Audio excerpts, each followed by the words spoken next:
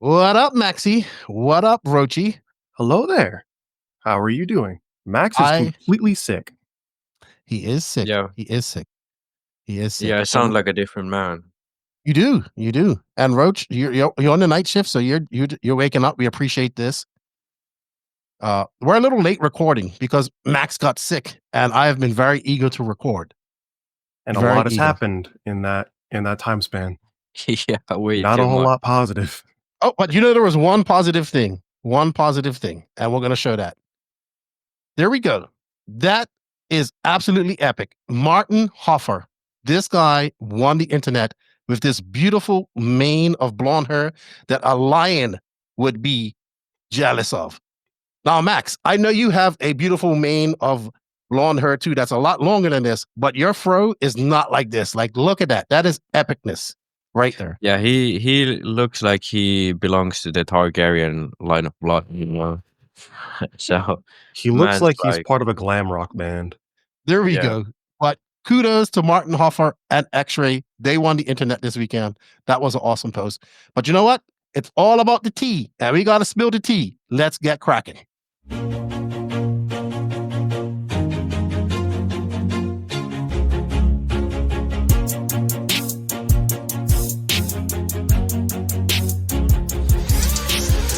Nitro is the glory, but E-Buggy pays the bills. Welcome to the No Name RC podcast. Get ready for some serious bench racing. But be warned, we speak our minds, express our thoughts, and sometimes things can get a little rowdy. Hate, and he just was influenced by the hate coming from the left, the hate coming from the right. And let's get back to more club racing and less of this racing. It's hard not to be arrogant when you're always right. You know? See what I mean? That's exactly why people call you arrogant, Max. You may not agree with everything we say, but it's definitely worth a listen. And our pick, can you stop whatever you're doing? Join your host, Lefty the Great, with co-hosts and guests as they get together to chat RC. Hey, after that race that I watched this morning, I have to talk about it.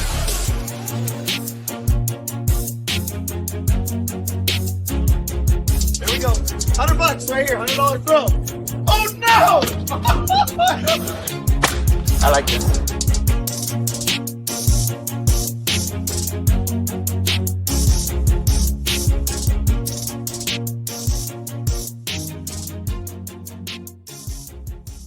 Yes, indeed. Nitro is the glory, but E-Buggy pays the bills. What's going on, everybody? Welcome to show number 312 of the No Name RC podcast.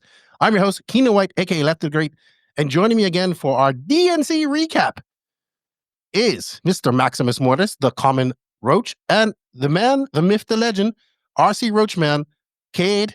Thanks for joining us. And you know what? You said there was only one thing positive that came out this weekend on social media. You know what was really positive this weekend? What was that? DNC. The amount of people watching DNC, the racing at DNC, it was awesome. I geeked out on it all week. So there you go. That was absolutely very positive for RC. And that was a great weekend for fans and racers, in my opinion. But we're going to talk more about all of that in this podcast. Thank you, Roach. Thank you, Max. Let me get onto my spiel. Let's get this done and let's get into it because I know we don't have much time. First off, I'd like to say thank you to all of the NNRC squad around the world. Without you guys, we cannot do this. We greatly appreciate your support. Thank you, everybody. Big shout out to the patrons of the podcast. You get access like early release, as well as YouTube members. If you like what we're doing, check out our Patreon. Check out that man over there, Mr. Roach, his Patreon too. He's making awesome content. We're going to talk about that. Almost at 10,000. Really? Congratulations, dude. Congratulations. And you just dropped the history of AE video, but I want to pick your brain on that before we get into it. So a big thank you to those guys. Get over to Roach's channel, hit that sub, like, and notification button. Get him up to 10,000. We're trying to get to 7,000. Help us out as well. We're almost there. A big shout out to all the companies that support us. We have a few spots open. If you wish to support the podcast, you think this is a great platform, hit us up. We have some short-term campaigns as well as product spotlights that you might be interested in. Hit up Max and I, we'll get on that. But a big thank you to J Concepts, our main sponsor, as well as our premium sponsors, High Tech RCD, Sidewinder Fuels, Latera Racing, Invisible Speed, MO Toys, and Side Piece Racing. Also a big sponsor to all of our bronze sponsors, they are Hot Race, Elite RC Productions, RC Project, Mayako, Techno RC, Beach RC, Racecraft USA, and Clinic RC. A big shout out to our official drivers, Mr. David Runnefeldt, Robert Matty, Alexander Hagberg, Maddie G, Pecco and Yuna, and of course, Mason Fuller. And I have to say a happy birthday to a good friend of mine, Mr. Frank Sell. I saw it's his birthday today. That's actually Frank right there. Get Shit Done coffee. I'm drinking some of that right now, but that's his sticker right there. He went to DNC. He had a blast. He made a splash. And awesome dude right there. Awesome dude. Awesome dude. All right. So welcome, Roach, dude. I have not looked at your video, but congratulations. You and RC Racing TV. Looks like another great collab. History of Team Associated. You good? I'm good. I just had a hiccup. But History of Team Associated. How long did it take you to make that video? The script writing was the hard part. It was just like about a day and a half of writing. But the easy part was just recording the actual voiceover, because they're the ones who did most of the visuals. RC Racing TV was the one who did most of the visuals. So they edited it for you? Yes. Okay.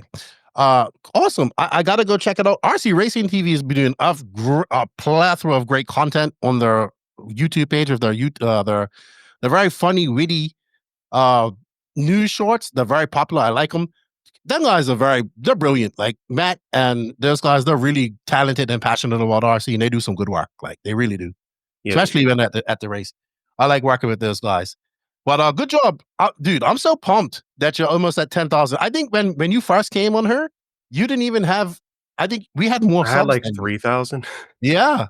So that's awesome. You deserve that, man. You absolutely do deserve that. But thank you for joining us again. We have you on her for a few reasons. You was on our DNC preview show, and I got everything wrong. He goes, you do remember what you did say. I do remember what I said. I was hoping you would forget. I told you not to say that, because that was not going to happen. He said, what was it? I will drink pepper spray if Phend don't win. Spray if Phend doesn't win. And I don't have Luckily pepper you don't spray, have. but my mom is growing ghost peppers. So we're going to have you on her to have a go. You know what? You're going to have to eat the ghost pepper at some time. Look, I have done hot challenges on this podcast before. Mm-hmm. So, you know what? We should make a live show out of it. That's what we're going to do. Oh, God. Yeah. We're going to have you on for a live show, and you're going to have to eat a ghost pepper. And you know what? I'll try and go find some too. So I'll eat them with you. You know what? We should fucking find a charity and raise some money for it. That's what we should do. That's what I did with the I know a pro driver without a job. Max, look, see? Why do you have to go so savage right off the bat? You're supposed to be sick. Right? We're gonna get into all that tea. We're gonna get into all that tea. That was such a layup. I had to take it. The man had the setup. He had to go for it. You know what, Max? Like what can you do? You know what, Max? After the shellacking you got from Facebook this weekend, you have a shot. You just took it. That's your shot. That's it. You spoiled it. You wasted it. You took a shellacking in the media today. I did too, but that's fine. That's what we're here for. All right, everybody. So yeah, we're all here. We're ready to go. Max is here. He's a little bit sick. Obviously, that has not affected the savageness of Max. Hey, I'm just trying to help the guy out, giving ideas how we can help him out. I mean, there were people in the comments saying that he should start his own car brand. So maybe, who knows? Maybe he needs some startup money. I told you you'd have your shot. There you go. That's two shots. There you got him. You got him. You know what? Let's get on to the topics of this podcast. Max has started already.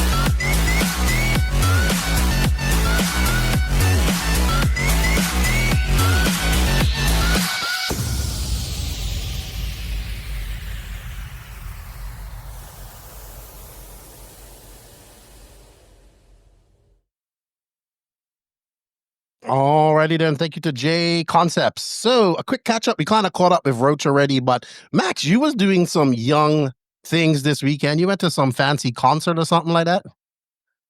Yeah, we went to Tallinn because the band didn't come to Finland. We went to listen to Lebanon Hanover. It's like I have no idea who that is. post-punk. It's a post-punk band from.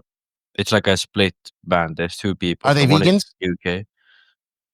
Possibly, I don't know. I'd imagine one is from Berlin and one is from the UK. So I'd imagine they are. But either way, yeah, we went to listen to them. It was nice. And then spent the weekend in Tallinn and then came home. Hold on. Monday was Where all is right. Tallinn? Where is this? Sorry. It's like it's in Estonia. Oh, okay. Okay. Yeah. Nice. Yeah, So but I you went drive home, there it was or sick. you get there? No, a boat. We went with the train to Helsinki and then a boat. Oh, a to ferry. Tallinn. A ferry. Okay. Okay. Yeah. So how many people were Yeah, there? ferry. It looked like a lot of people. I don't know. It was kind of like a. It's not like a well-known band. It's kind of an Okay. underground band. So probably a few hundred though. I mean, it was Okay. packed, but Okay. yeah. So you had a young weekend. Good for you. Yeah, Roach. it was good. I You- went to the Mhm. last race at Beach RC, the Pell Metal Classic last hurrah. It had a good turnout too. Very good We had a turnout. really good turnout, and I wish we had more. I wish that wasn't the last race there, but not much you can really do about that. No, you can't. How was it? I heard they had some issues with scoring that kind of messed them up first time in years. Yeah, they did. Basically, what happened is halfway through the mains, all of the live RC, the scoring, and all that other stuff completely shut down. So if you actually look at the actual event, there are two of them that have the same name because they had to redo everything. Oh. So we didn't get done until 1:30 a.m. How was your race? Four-wheel drive went well. Two-wheel drive I don't want to talk about. Okay. Who was the superstars? Who won stock and mod? The two-wheel drive mod, Chris Van won two-wheel drive mod. I was not sure who won the four-wheel drive because I was asleep at a certain point. I fell asleep. I'll be brutally honest. This guy fell asleep at the. Okay, go ahead, Roach. Go ahead. But yeah, I did film the last race, which was the two-wheel drive Exalt mod class, which Chris Van won. And let me bring it back up. Who did you go down there with? Or did you go on your own? I went down with Brock Peterson, and he did a little bit better in two-wheel drive than I did. He brought a Schumacher Cougar 2 into stock class, which was really cool. That I filmed a little bit of, which is Awesome. it's a vintage rear motor car. And So yeah, go ahead. Sorry. no, I was gonna say it was fun. It was just an enjoyable experience. It's unfortunate because with Beach RC going, there's really no clay indoor tracks in the southeast right now. I mean, there's World of RC. Yes, sorry, World of RC. And then there's that one hobby town in Florida. I forgot its name. That's done. That's done already? Done. Damn. Done already. Done for a while, unfortunately. And it was glue. It wasn't clay. It was clay, but it was glue. It was glued. Okay. Yeah. So it's unfortunate. There's no real 10 scale track in the Southeast other than World of RC, but they are going to hold the Roar regionals at Phil Hurd for 10 scale. So that'll be an outdoor track. Awesome. I visited Phil Hurd for the first time ever. Patrick took me on a tour there. I gotta go there, man. It looks like so much fun. It is. It's a beautiful place. Beautiful place. Obviously for me, it's been an interesting week. I spent the whole weekend basically just watching DNC. I started watching DNC Thursday, and I pretty much sat here at my computer and watched it right through to Sunday. I have not done that in so long. I've also been at these races too, but it reminded me of back in the day when I would sit off and watch E-Buggy and DNC and the Nationals, and the chat was awesome. I capped off some comments here that actually pertain to you, Max, because I like it in the chat. Scotty was playing with the whole shakies thing, right? Somebody told him that he couldn't say that, and then he just kept saying, Max Moore, I couldn't say it, and I just kept trying to get him to say it. Right? Shakies, right? And I'm glad that he played with it. It actually made the chat very fun. And I want to bring up one of the chats when somebody said that it was epic. You know what I did? I kind of just I would be working, then I look over and see a comment in the chat, and it would just be so epic, and I'm like, click, that's epic. We got to talk about that. Because it was fun, and I really enjoyed it, and that's kind of like how it all got started for me watching RC. I'm looking for the comments. One was exceptionally about Max. That's why I want to read it. Knox Buxton goes, Max Smart will throw red paint on the Mona Lisa if he hears it. That's what it's talking about if he hears shakies, right? And then the next comment is Richard Cameron. Max Mort, the unofficial god of RC. I thought that Hey guys, an emergency came up. I have to go. Okay, Roach. You'll see you later, bud. All right.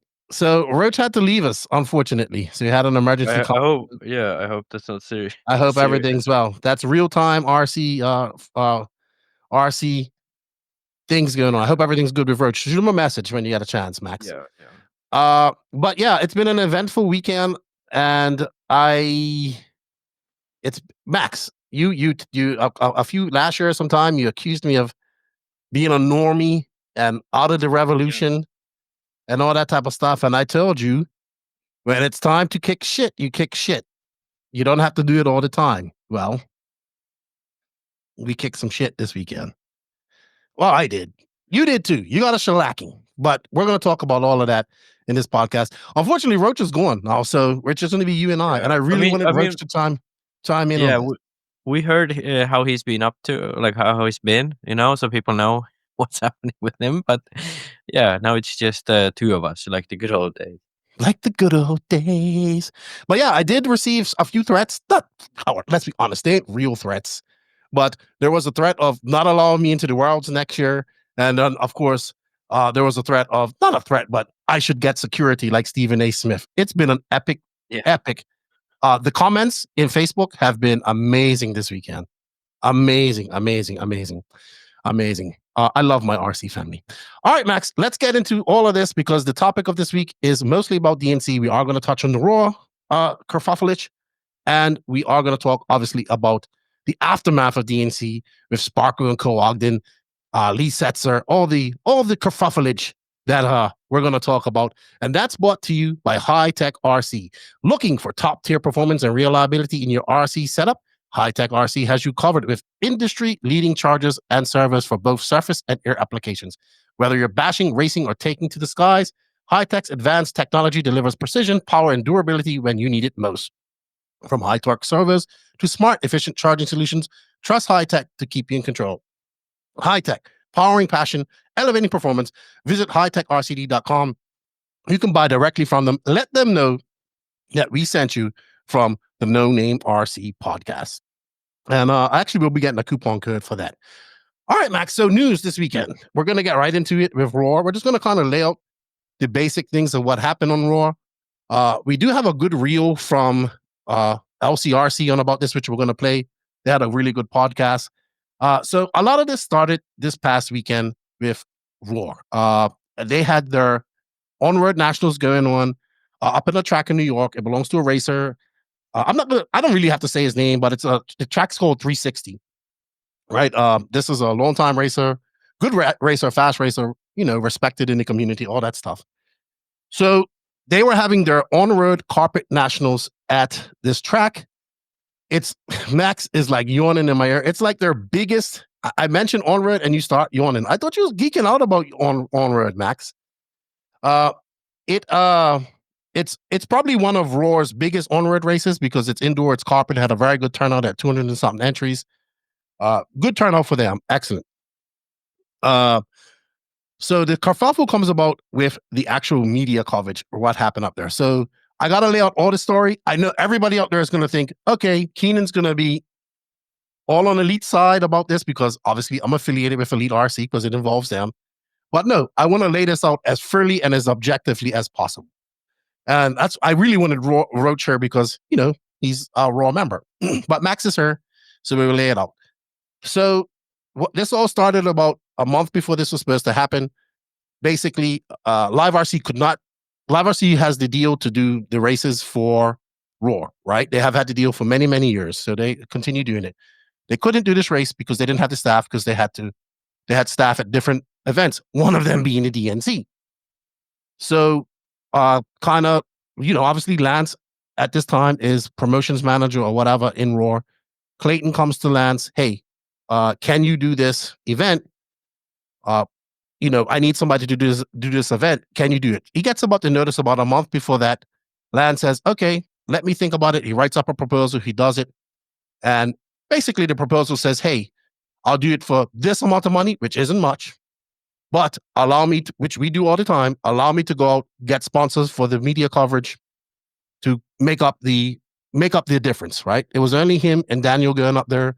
They're going to do like moving camera, commentary, pictures, all that type of stuff. They were going to do the whole shebang, right? For those who don't know, Lance has been working with Raw. Myself, Danny Paz has also been kind of working with Raw behind the scenes from the time that Clayton got into Power. A lot of the graphics and flyers and stuff Danny's helped out with. So there's a lot of things. Everybody's kind of on board with trying to make Raw better, right? I've been very advocate about joining Raw on this podcast. So I just want people to know that we were advocates, but we're also trying to help out, right? Lance kind of says, okay, this is what he does. He gets in his car. He goes down to Snowbirds because Snowbirds is going on at this point, right down there in Florida. Goes down there, starts shaking hands, kissing babies, trying to work up some sponsorship money to do this. He understands that he's not going to really make much money at this, but he wants to do it because it's like, it's a privilege. It's like a privilege, obviously the privilege would be able to do the 8-scale nationals because that's what we love. But, I'm a firm believer in nationals. I'm a firm believer in all that type of stuff. And we all are. Anywho, blah, blah, blah, everything. We get all that, get up to the event. Danny and Lance set up everything. They're going good. They're doing everything. I think about a day in or a day two, I cannot say what happened and what was said to an extent. Like, I don't know that side. But apparently, from what I heard, like day two or Friday, the track owner comes up and says, hey, I have the sponsors for you to put on the live stream. So that's like, ooh, hold on. That wasn't a deal. Right? So that kind of caused a kerfuffle. Track owner gets mad. I understand why the track owner is getting mad. I'm going to get to that point. Goes over to Raw, starts talking to them. Raw comes over to Lance. Basically, he's asked, well, can't you just do it? That's what we paid you $2,000 for. That's kind of what the answer that I heard that he got. So Lance says, no, there was some word saying where he should get out, right? So Lance said, I'll pack my stuff, and he left. Now, I just want to retract her.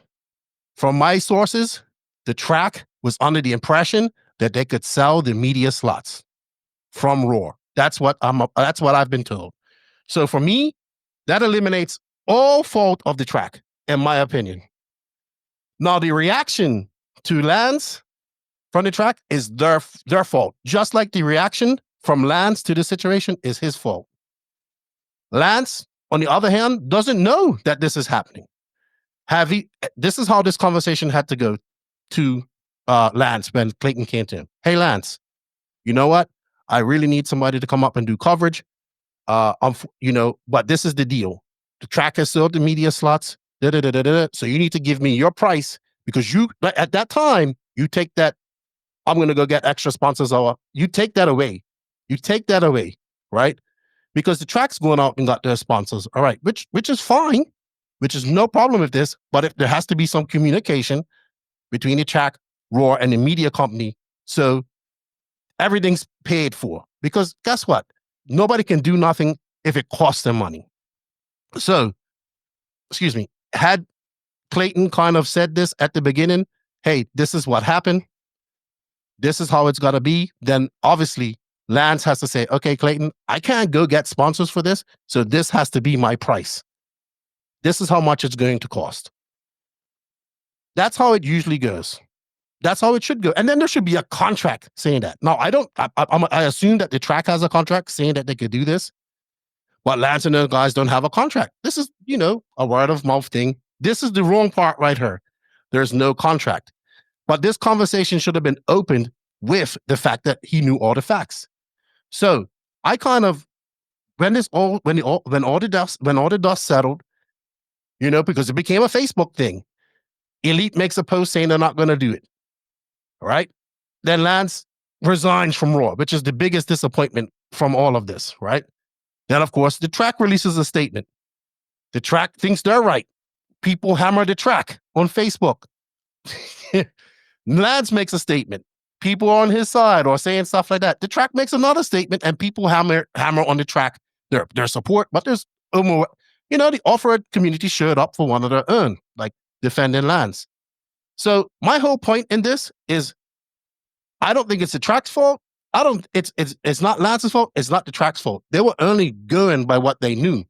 The lack of communication between these two and having proper paperwork thoroughly lies on the shoulders of the Raw president, because he's the one who facilitated this. That's where it comes from. Now, the reaction from the track, the reaction from Lance, that's on them. The reaction from Raw at that point, that's on them too. This could have been settled, but I get it. You have hard-headed track owner versus hard-headed media owner. Boom, boom, boom. They're button heads. Egos take over. And guess what? I don't like that. I don't like that Elite left. Of course not. Nobody wants to do that. That's not good for business. But he felt that's what he had to do. He felt like he was taking advantage of it.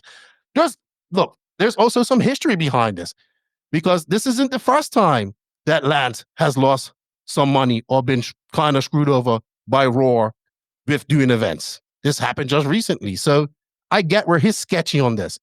I get where the track's coming from. They're under the impression that they can do this. So this is the issue. And all of this could have been solved with Clayton saying, hey, Lance, first off, it shouldn't even have gotten to this far. This should have been sorted weeks before race even started. Lack of communication. According to Lance, he was trying to call the track. He was trying to get a hold of people, couldn't get a hold of people. That happens, right? That happens. He's busy. He's got a real life. We're all busy. We're not all working in this 24/7, right? Like some of us. Some of us are. So all of this could have been settled. I don't understand how it took 2 days to get to this at the race. This should have been knocked in the head right there when they got there, right? How it should have been handled from Clayton was, hey, Lance, I apologize. I didn't make this clear. It's my fault. How can we fix this? That's how that should have been handled. Not, can't you just do it? Unfortunately for me, this led to Lance ultimately leaving Raw. Now, for a lot of people, that may not be a big deal.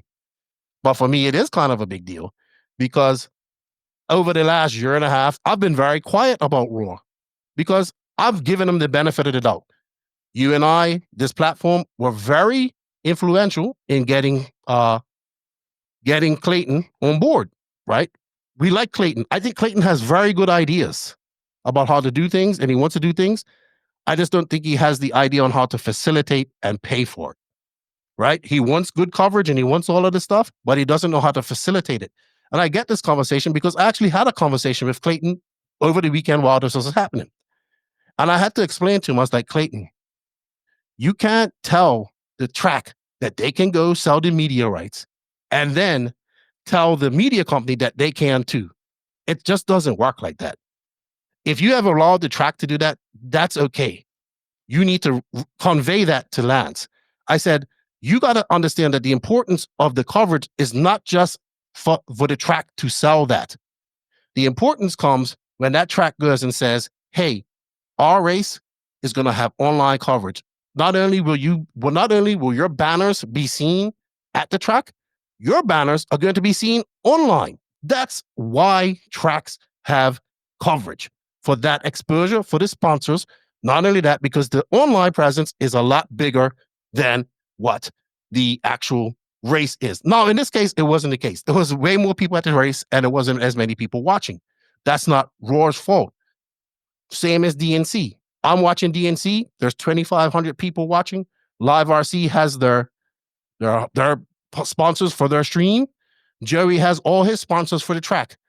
You don't see any of the sponsors for the track on the stream, but you see their banners. Joey, as far as I know, he doesn't pay for this for the coverage at DNC. So that's what I hear. I don't know if it's true. That's what I hear. So he has no right to say to him, hey, Can you put my sponsors in there? His sponsors are getting exposure right there. I saw High Tech, J Concepts, TZO, all of that. That's the value of having the exposure. So that's the T on that. I know a lot of people think that my video that I made is because of that, but my video I made was because of two things. One, I just realized that they don't really understand the business of race promotion. Is your girlfriend laughing at you? No, she sent me a funny message. It's just like, is Keenan talking too much? But here's the thing. Raw is good at rules. They're good at that type of stuff and all that there. But they're a race promoter trying to put on a race. But the way they got everything set up, it's the track that has to do all the work. Like the track has to go out and get all the sponsors, get all the promotional stuff, do all that type of stuff. Now the track gets to keep that sponsorship money. Don't get me wrong. But shouldn't it be one of the other? You can't have, there's three entities in this case. You have Raw, who's the track promoter, who's hired the track. They hired the track. So the track doesn't belong to the track owner. Raw is renting it for that time because they're the track promoter. Then they have the media side of things. The media side of things, they're trying to, get the media coverage in there. Raw pays some of it, and then usually somehow they work it out, right? But what it seems like to me over the last years, because Live RC's been this opens up a hole, because it seems like Live RC has been doing this for them, but I can guarantee you, looking at the numbers and how much they're willing to pay and all that stuff, Live RC was not making any money doing this. They were probably just doing this to do it, right? So thank you, Live RC, for giving us coverage of the Nationals. But you know what? They're a much bigger company. They have full-scale stuff going on. That's their focus. They can kind of absorb those costs. So I just think that they did. Yeah, they probably didn't lose no money on some. They probably broke even on some of these races and lost money on others. I don't know. Like some of these races are small. Like they're small. They're not big entries. And the thing was with Live RC was different because back when they was doing it, they were the only one doing it. And I'm very certain that the deal with Roar was you either do all of them or then you do none of them. So it wasn't like they could pick and choose which ones they would do. So I think that's why they ended up doing all of them. Now it's very different because, there's Mod, there's Elite, even 46 Media. There's a lot of companies who are actually wanting to do some of these. For example, the off-road nationals, there's multiple companies who want to do them. But to my knowledge, Roar actually has contracts with Live RC still. At least they did last year. They have a 2-year contract. Yeah. So to me, this is kind of the weird part about this, that why in the first place wasn't Live RC covering this event? What happened there? I guess because they just didn't have the staff to do it. Because DNC was going on, they probably had something else going on at the same time. Because I don't think they had. I don't know how many staff they had at DNC. But how can this happen for Roar that they don't check with them? Because there's no communication. Because what's happening, right? And this is people. I'm not here to bash Roar. I'm not here to bash Roar at all. But they just don't have they don't do it. They're not race promoters, right? So what's happened with these companies? So we had a kerfuffle with TNR, Race, and Mod. That kind of is a similar situation. So what's happened with companies like Mod, Elite, 46 RC? They are passionate people working on minimum dollar with minimum staff, doing something that they're passionate about and think that they can do for RC, right? But what they've done is allowed for many races that would not have coverage to have coverage, right? A lot of it is crowdsourced by, doing, and most of this is crowdsourced by doing these waffles, these e-ticket sales. Is it ideal? No, it is not.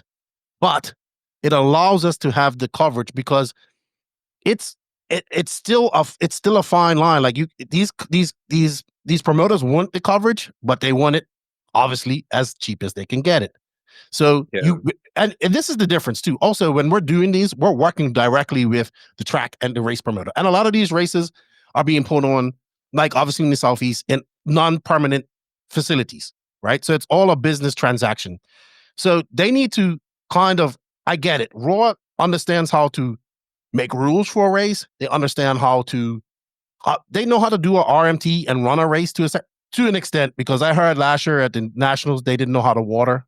So that's just from inexperience of knowing about 8-scale races. They didn't know how to stagger a water schedule, so everybody gets a first track, right? They just said, we got to water it, and they kind of watered it at the same time. That's what I was told. They just don't get it because they're not doing it. Whereas a person like Lance, for say, is actually out there doing it. He's an RD. He goes to, he's RDing, race promoting, doing media, all of this on a national scale in the Southeast and a regional level. You know, he's not just doing it once in a while. He's doing it weekly. You get what I'm saying? We're doing this week. Danny Paz, Lance, these guys, they're doing it. They're doing race promoting and media coverage on a weekly basis. They have their own series that they do media coverage for. They, you know, obviously Lance does all these races. So this is their full-time business. Don't you think you should listen to that person who's doing it as a full-time business? Just because you're a racer, just because you have a business in RC, that doesn't mean you know the business of race promotion. Obviously, Off-Road's got it figured out because they have the biggest fucking races, right? So, but they've also figured out how to give media coverage and do other cool things. That's why you see Off-Road growing so much, because pretty much all the media coverage and stuff and all the cool stuff is coming out of the Off-Road sector. Of course, Onroad's doing stuff. As we record, there's ETS is on right now. RC Racing TV is doing great coverage of that. I'm not saying it's just Off-Road, but in the USA, it's the majority of the content, the biggest platforms, the biggest races, the biggest RC community on a regional level is Off-Road, whether it be 8-scale and 10-scale. So that's what's going on. But the issue is that Raw just doesn't have the experience to do that. And when I kind of talked to Clayton, that's kind of when I was like, they just don't get it. They don't understand how to do it. And they should know, because I know Lance is kind of pushed for these type of things. Over the last year and a half, I've kind of seen inside look into how things run at Raw. You know, I'm seeing lots of frustration. You know, it's a lot going on. They're very much, look, I'm not going to beat down Raw. They're understaffed, right? None of these guys are getting paid. They're putting in their own time. I get it. Nobody wants to get fucking criticized and bashed in the comments and all that type of stuff. Nobody wants that. And you and I have been some of the biggest critics of the federations, but also the biggest supporters. So I think a lot of the flack that I got from that about my situation with Raw, thinking it's just about Lance, it's not about that. I laid out the situation as objectively as possible. I don't blame the track. I don't blame Lance for the situation that they were in. I blame Raw. I blame each party for the way they handled the situation. Do I wish it could have been handled differently? Fuck yes. It would have been great. Elite RC could have done the production. 46 RC, by the way, they did a great job on short notice. Well done, Toby. Good job. He did a good job on very short notice. And I hope it works out well, and I hope he gets more contracts with Raw and he does cool coverage, because we need that, right? We need that. That's very important to the growth of RC. But this was a big topic, a very big topic. My video was pretty popular, and I wanted to play this reel because these people, the LCRC crew, Krista and Kevin, they're very nice people, right? They have raced and done quite a few nationals. They have a podcast that they do, and they had a very good take on this. And I wanted to share this their reel. You can actually go see the whole podcast on this. And they chimed in on this as a racetrack that has held these nationals. So let's have a listen to Krista and Kevin Mama. By the way, I've been to LCRC and I went to a nationals for them, and it was absolutely amazing. They did a great job there. That was actually the nationals that Ogden and Ty Tessman got DQ'd for the tank gate. Remember having an oversized tank? We're going to bring that subject up later. In this case, I feel like we Can you hear, have Max? an opportunity to shed light on another side of things, which is being a Roar host track. We have hosted Fuel, Fuel. So if you don't know anything about the Roar drama, everyone knows that we work really closely with 46RC and Toby, and he had the opportunity to do the live broadcast of the carpet on road Roar Nationals this past weekend. Do have a personal connection to that, and we're very excited for Toby and his 100%. success. It was also a very hard situation because there was someone else that was supposed to be doing the broadcast, and there was some confusion and issues between the track communicating, Roar communicating, and the broadcasters communicating. So this is the Roar host agreement that we had to sign back in 2012. Let me just share some of the promotion information. Host is encouraged to sell sponsorship of the event. The host may sell sponsorship positions around the track, inside the fencing, and on the driver's stand, not including the positions reserved for the Roar banner. All other locations can be discussed, but must be agreed to in writing. The host may not make any agreements related to press, dissemination of information regarding the event. Roar maintains all media rights for the events, and the host may not make any agreements related to media for any reason. I think if there was something like this now, all of the issues that we're talking about would have been negated, where people just automatically know this, but they don't realize that maybe the track doesn't know this. Because if you didn't have this type of paperwork, how are you supposed to know this? We knew because we went through it back in 2012. If you want to jump down Clayton's throat and give him a hard time, I'll tell you what, that's fine. But then come the next Roar presidential election, you better be the one that's willing to step up and say, nominate me because I'm going to do a better job than him. It's really thankless. Think a little bit more visibility about what the track is supposed to do, what the promotion's supposed to do in a written form. There could have easily been the only rebuttal is, hey, here's the agreement that they agreed to. And then that shuts it all down. If it's all in black and white, then no longer is there a conversation about it because it's handled.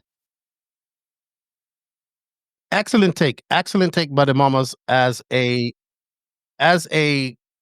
group that has done this. I think what they said is absolutely common sense. I think the last year, the track, Brian Ida, I think he said he got all the sponsors and then handled the media himself. That's also a good way to do it. Let the track handle it, right? Work out something with them. That gives you more, you can then go out there and sell those type of slots and all that type of stuff. That's how this should have been all handled. Communication would have solved all of this. Simple as that. Yeah, but I do want to say that I think this kind of proves that there is a real need in Roar to make a change in the structure, because we was here what was now 2 years ago when Clayton got chosen as the new chairman and Jeff Parker was kicked out and so on. We was here like, oh, all the issues with Roar, it's because of these old guard and they are gatekeeping the system and so on. Now we have these new people who are supposed to be inspiring and change everything and do all the right decisions. But the thing is that, I mean, they are just human too. Clayton could be as good of a guy as possible, and like the people said that, let's just pick the next one in line. It's a thankless job. Yeah, it is. It is a thankless job, and the reason why it is that way is because the structure is so top heavy. There's basically these 5 guys now. I think it's 4 because Lance is out. There's just these few guys who kind of control everything that goes on. They have to do all of the work. If one of them doesn't do their job properly, or then a few people are disagreeing with the others, it's not going to look like anything sensible. Then when it comes to the rule changes and so on, it's like incredibly undemocratic. Like none of the Roar members have any say in any rules basically, or you have to lobby these very top guys of Roar to make things happen. The body rule, for example, in off-road now, the best example of this. And that's, I think that is the sole issue of Roar to begin with, because I remember back 2 years ago, I was like, okay, yeah, we have Clayton now, things are going to be fixed and so on. But that was never the issue. The issue wasn't that there was Jeff Parker in the Council of Roar or Chairman of Roar. That was not really the issue. Sure, it was an issue, but it was not the issue. The issue was that Roar does not represent its members. And that's the main difference with a functioning federation. It can be EFRA, but it can be any federation.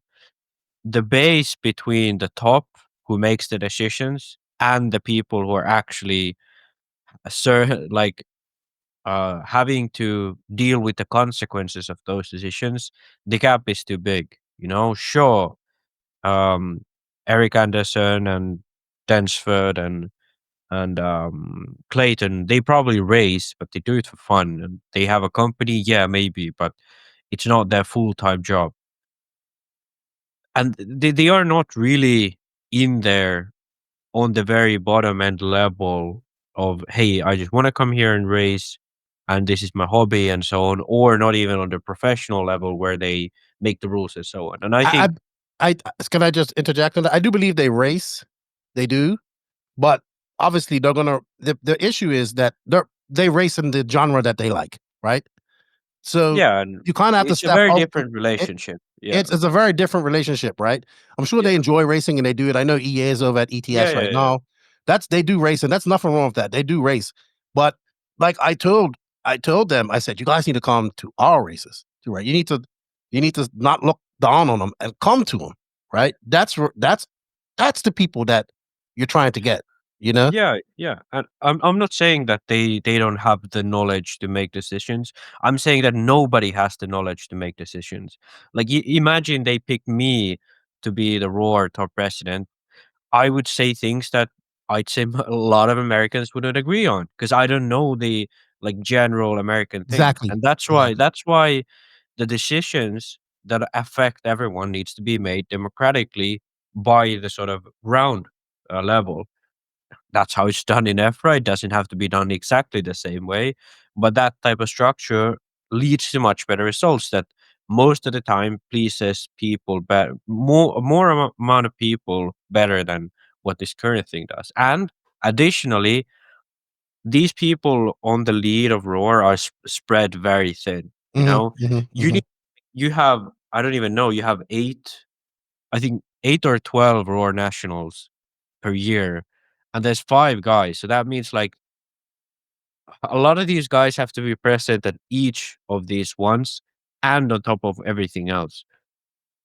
Have a section chairman, like this guy takes care of off-road. He'll handle the process of how to make these rules. He'll handle the race and so on.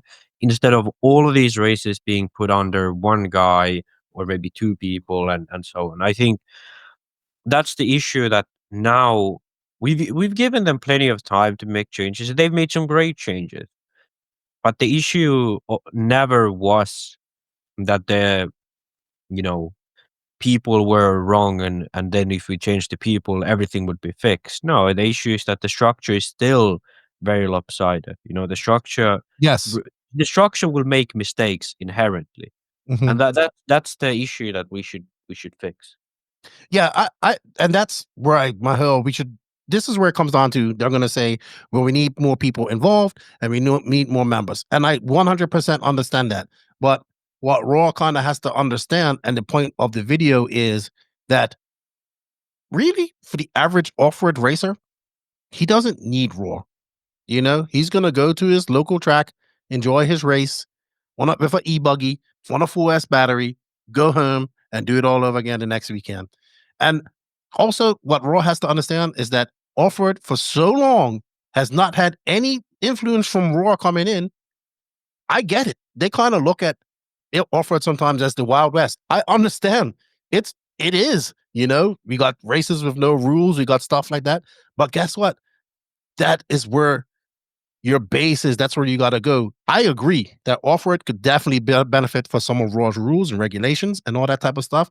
I remember talking to Clayton in the beginning. I was like, look, dude, what you guys need, like my dream was like, hey, how can we get Raw to work with these tracks, right? You got to go out there, you got to boots on the ground, you got to go out there, shake hands, kiss babies, handing out pamphlets, have a booth there, you got to be seen, you got to be visible. That makes a difference. It might not make a difference the first time. It might not make a difference the second time, but if you consistently do it. So I think I'm going to finish on this. I think Clayton has really good ideas and I think he wants to do things. I just think he does not know how to facilitate them and on the business side, make them happen. Excuse me. I applaud him for what he's tried to do and done in Raw, and I appreciate that. But man, if we can't figure out how to just even get this situation sorted out, there's some issues. Like and hopefully from this incident comes clarity on how things go forward and how things can be done going forward. I think that whole structure of how they do things to hold the nationals needs to be restructured. Like, I've been involved in a couple series now, and it's way different. Like, these tracks, they leave with money in their pocket, and they're not out there running the race or doing all that stuff. They have to provide a track. That's it. They can make money. They make money off their pit stops. They make money off concessions, all that stuff, and they get paid to do it via entry comp. I don't know. Lots of good ideas. You need those people in there with good ideas. You need people connected to the base, especially the base that you're trying to go. Because you know what, man? This is how I feel. At Off-Road, in the off-road genre, especially in the USA, we're more valuable than just the Raw membership to any federation. More valuable than just the membership and just an entry fee. We actually have a lot of cool things to bring along. And I actually want everybody in RC to do those cool things. You know, I don't want it to be just about off-road. When I went to the 12 scale worlds, I love that shit. We was geeking out on that stuff. It was new for us, you know, them fast cars, meeting new drivers. We tried to bring a level of coverage to that we like in off-road. Whether it's liked in on-road or not, I don't know. But you know what? It doesn't really matter because the content's still there and somebody's going to see it. And that's the important part. I don't know. You guys can chime in down in the comments what you think. I'm not going to tell you not to support Raw. I'm not going to tell you to go support Raw. I just don't know what to tell you anymore. Here's my query. I just don't have a good reason to tell you to join. People will say, I say join, get involved. I've told people that for many years. Right now, I don't know what to say. I don't know what to say. You want to get involved? I don't know if getting involved even is going to make a difference. Because like you said, the way it's structured, it's so top heavy. You know, it's hard to. I've kind of sat on the side and listened to some of these meetings. Like not listen, but I've been in the same room. Obviously, they go on for hours, and it's majority. It's really Onward has a lot of rules. They have a lot of rules, so there's a lot to talk about, right? So, but I don't know, man. I wish I am still a supporter of Raw. If you want to join Raw, we go to the Nationals. I love the Nationals.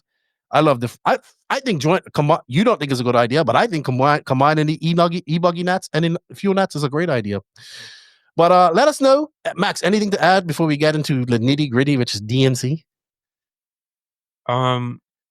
Never get sucked into despair with anything. I think you can still make a change if you're a Raw member. You know, like the smallest thing someone could do is contact someone who knows how something works. Ask them how Raw should be fixed, how you could democratize it better. Come up with a plan, get people behind that plan, and propose it to the leader of Raw, and then get people online. You know, that's how things change. That's how things have changed in EFRA too. You know, we have done that in EFRA. Joseph has been one of those. There's been, for example, this is, I think, the best example. So, for the first time when Spec Tire was introduced to the EFRA AGM, there was one country who proposed it. It was Finland. They proposed it to be Euros. All of the European Championship, actually. I think they proposed to every single European Championship. No one seconded it. No one even said, hey, we should have a vote on this. So it was dismissed on the first time. Then a few years went by. It got brought up, I think, all of those years, and it never went through. Then one year, Finland spoke with Sweden that, hey, Sweden, can you back us up so we can go into a vote? It went into a vote. Yes, it got turned down. No races got spec tires, but at least people got to talking to it. Years went by again. And finally, it was proposed for the 40 plus euros only, and it went through. And now it was a successful test. Now the B euros are spec tire. and it's looking like every single race except for the A Euros are going to be spec tire in a few years. 8 scale up for A Euros, and it was successful. Even though in the beginning it was a completely unheard of idea. And I think it took, I don't know, 6 years. Sure, it was a long time, but the effort was minimal. It was just that someone took the time to make a petition, and then it was voted on. And you can do that exact same thing with war. Sure, it's more difficult. You're starting from a lower position, but you can try to take bigger leaps. It's not when they officially of course have a worse ground to stand on than EFRA. So, get together, make a plan. How do you do it? Like, do you want to have regional reps that you vote in? How do you do the voting? Figure all that out. Make a plan, propose it to Roar, get people behind it, get people to share it. And I bet if the pressure is big enough, these guys at the top will have to change their attitude, and they will have to reform the structure, because right now it's definitely not working. They're having the same issues as the previous administration did. So don't fall into despair. You can change things by many ways. Yeah, and I know in my video I said either we get behind this and fix Raw, which is probably the easiest thing because everything's there, right? Yeah. And I know everybody says we'll just make another federation. I mean, That's really difficult. It's that's really difficult. really difficult. Like I'm not blind to that. But Yeah. if anybody could do it, I mean, I know it's been done before. I'm not saying we do that. I'm just saying it's feasible. It's just hard. It's very feasible. It's just hard. I would say in this day and age, it's The thing feasible. is, A lot more feasible than it is when it was back in the day. but that will result in a lot of infighting, and Exactly. it will hurt both parties for Exactly. at least Exactly. 2 to 5 years. Exactly. There will be this period where both Roar and the people who are behind this new Are thing fighting. They're butting will- heads. yeah, and Exa- that and will that's hurt that's not RC going to help altogether. nobody. That's Yeah. why when I was the big, when anybody said that, I was like, no, it's easier to fix what's already there. You have a base. Let us know in the comments what you guys think. We tried to lay that out as objectively as possible. But you know what? In the end, like I said, it got its coverage.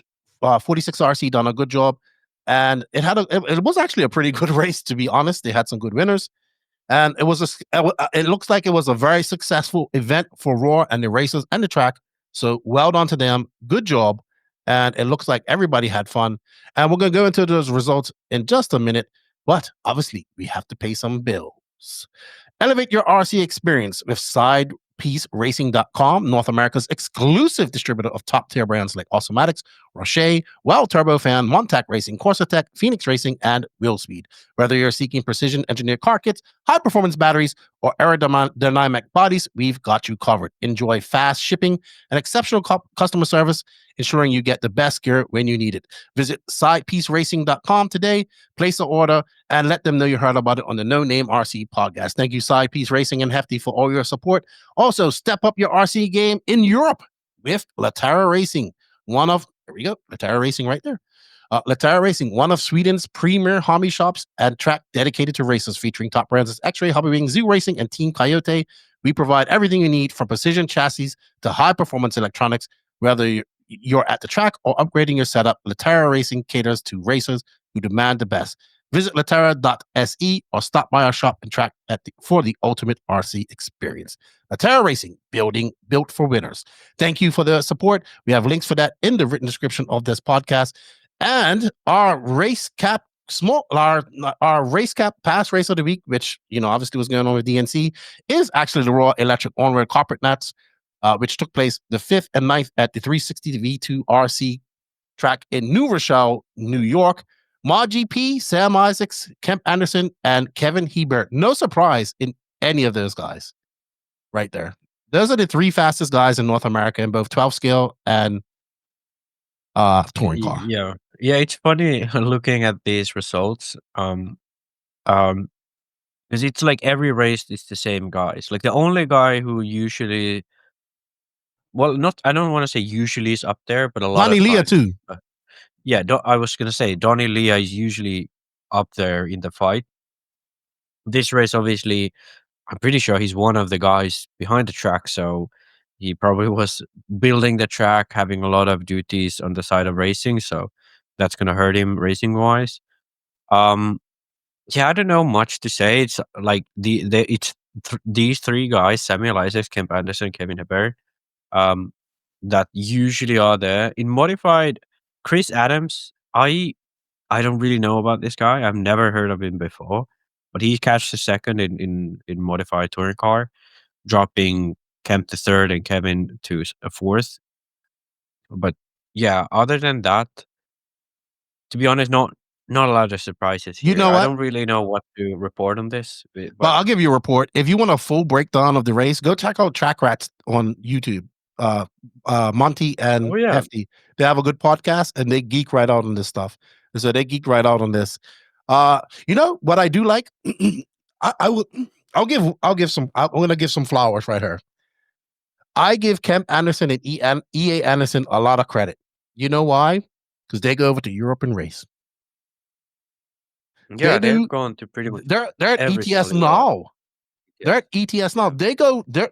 You know what? We always complain about the Americans not going over to race in Europe. Well, you know, kudos to those guys. They're going over there and racing in Europe. Well done. I like it. ETS looks good too. That's in Austria this weekend, right? Yeah, it's in Austria. I believe so. Yeah. Last run. Yeah, that's it. I think that's I'm sorry if we missed any of the stock guys. I know stock is a big class in this and very popular. And congratulations to Isaac Anderson and Let me Hebert. see. Donnie won stock. The Craig Xavier. Tank car. Donnie won stock 12 scare. Donnie Leah. Mm-hmm. And who won touring? Do they even run? Is touring MotoGP stock? just is? I'm sorry, I'm ignorant to 10 scale to onward. So is MotoGP just 12 scale?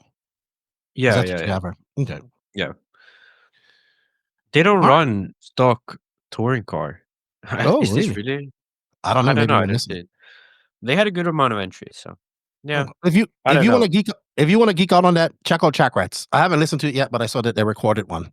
All right, let's get into the nitty gritty. What we're here to talk about. We just talked about all the news and all that stuff for an hour, but now it's time to talk about what really gets our juices flowing here at the No Name RC podcast, because Nitro is the glory and off-road is awesome. Brought to you by Invisible Speed. Stop scrolling, you wannabe Lewis Hamilton. Learn something new with Invisible Speed. You can't do everything at 100% maximum speed. You have to be smooth. I mean, when you drive a real car, if you drive a real car, how do you just, when you get to a 90-degree corner to turn into the parking lot, do you go like that with the steering wheel? Do you like slam on the throttle and the brake? No, you probably turn the wheel smooth and get on the throttle smooth. Same thing with an RC car. If you want to learn more and make your speed visible, stop scrolling. Stop scrolling. You know what? We're going to say it right off the bat. Congratulations, JQ, 40 plus 2025 champion DNC. Well done. And we're going to say it right off the bat. Cav made the man. Meh. Take that, Max. We're going to talk about that more. Also, we'd like to say thank you to ML Toys. Attention, RC fans and ride-on enthusiasts looking to take your Power Wheels to the next level. ML Toys has you covered, specializing in upgrades for Power Wheels and ride-on vehicles. ML Toys offers everything from high-performance motors and gearboxes to custom batteries and lighting kits. Whether you're aiming for more speed, better durability, or just want your ride to stand out, ML Toys has the parts and expertise to make it happen. Upgrade your ride-on game today at mltoys.com. And don't forget our Power Wheels podcast. I just recorded yesterday and it was all about drag racing. It was awesome. It was a great show. I'll be dropping that here shortly. And if you want to upgrade your son or daughter's Power Wheels, you can save 10% by using promo code NONAME. All right, Maxie. Dirt Nitro Challenge. You know what? It was fucking awesome. That's it. That's a recap. Go on. See you later. You're just excited because this was the first time for a while when you could actually geek out on it, like watching the stream and everything. So you have a lot of pent up RC excitement. You know? I loved it. I loved it. I enjoyed it. I wanted to be there, but I enjoyed watching it. Anyway, 2025 Dirt Nitro Challenge took place March 5th to the 9th at the Dirt in Paris, California. Let's get into some of our pre-race talking points. So, if you guys watched our recap, we actually recorded that the Sunday before that. And We kind of forgot that Fee wasn't going. We know Ongaro doesn't go, but the fucking biggest surprise her. Like, Max, none of us realized that Ronafalk was going. How did we miss that? How did we miss it? Well, I think it's obvious that like Ongaro, I can understand that he's not going because he's not gone for a few years. So I'm like not expecting him to go. But Ronafalk has gone every single year to DNC. Every single year for I don't even know how long, apart from COVID, obviously, when he couldn't go. And this is like, yeah, I'll go to TITC instead. Or you know how I figured this out?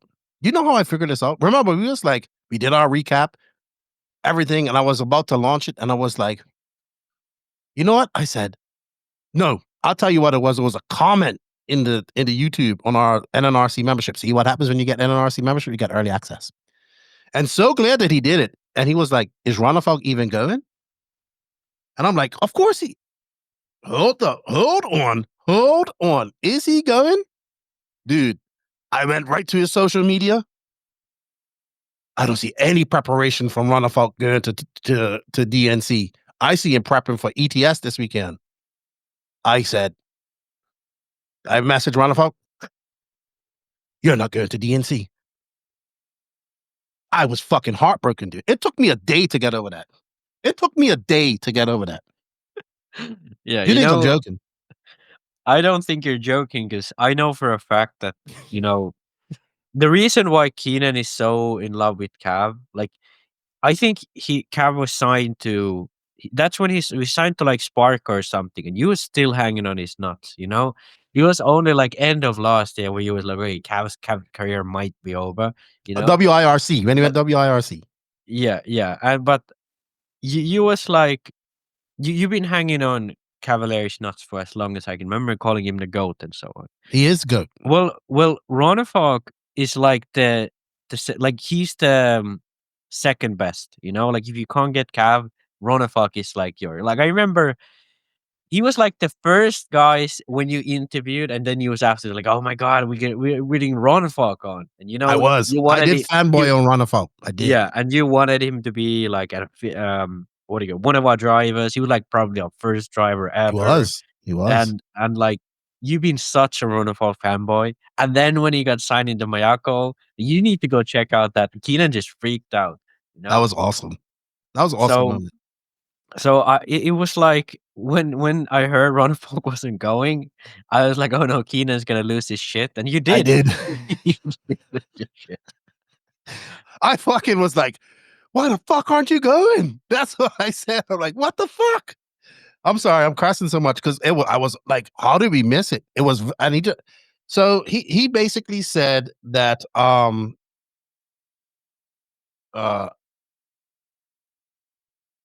okay, we just got a message from Roach.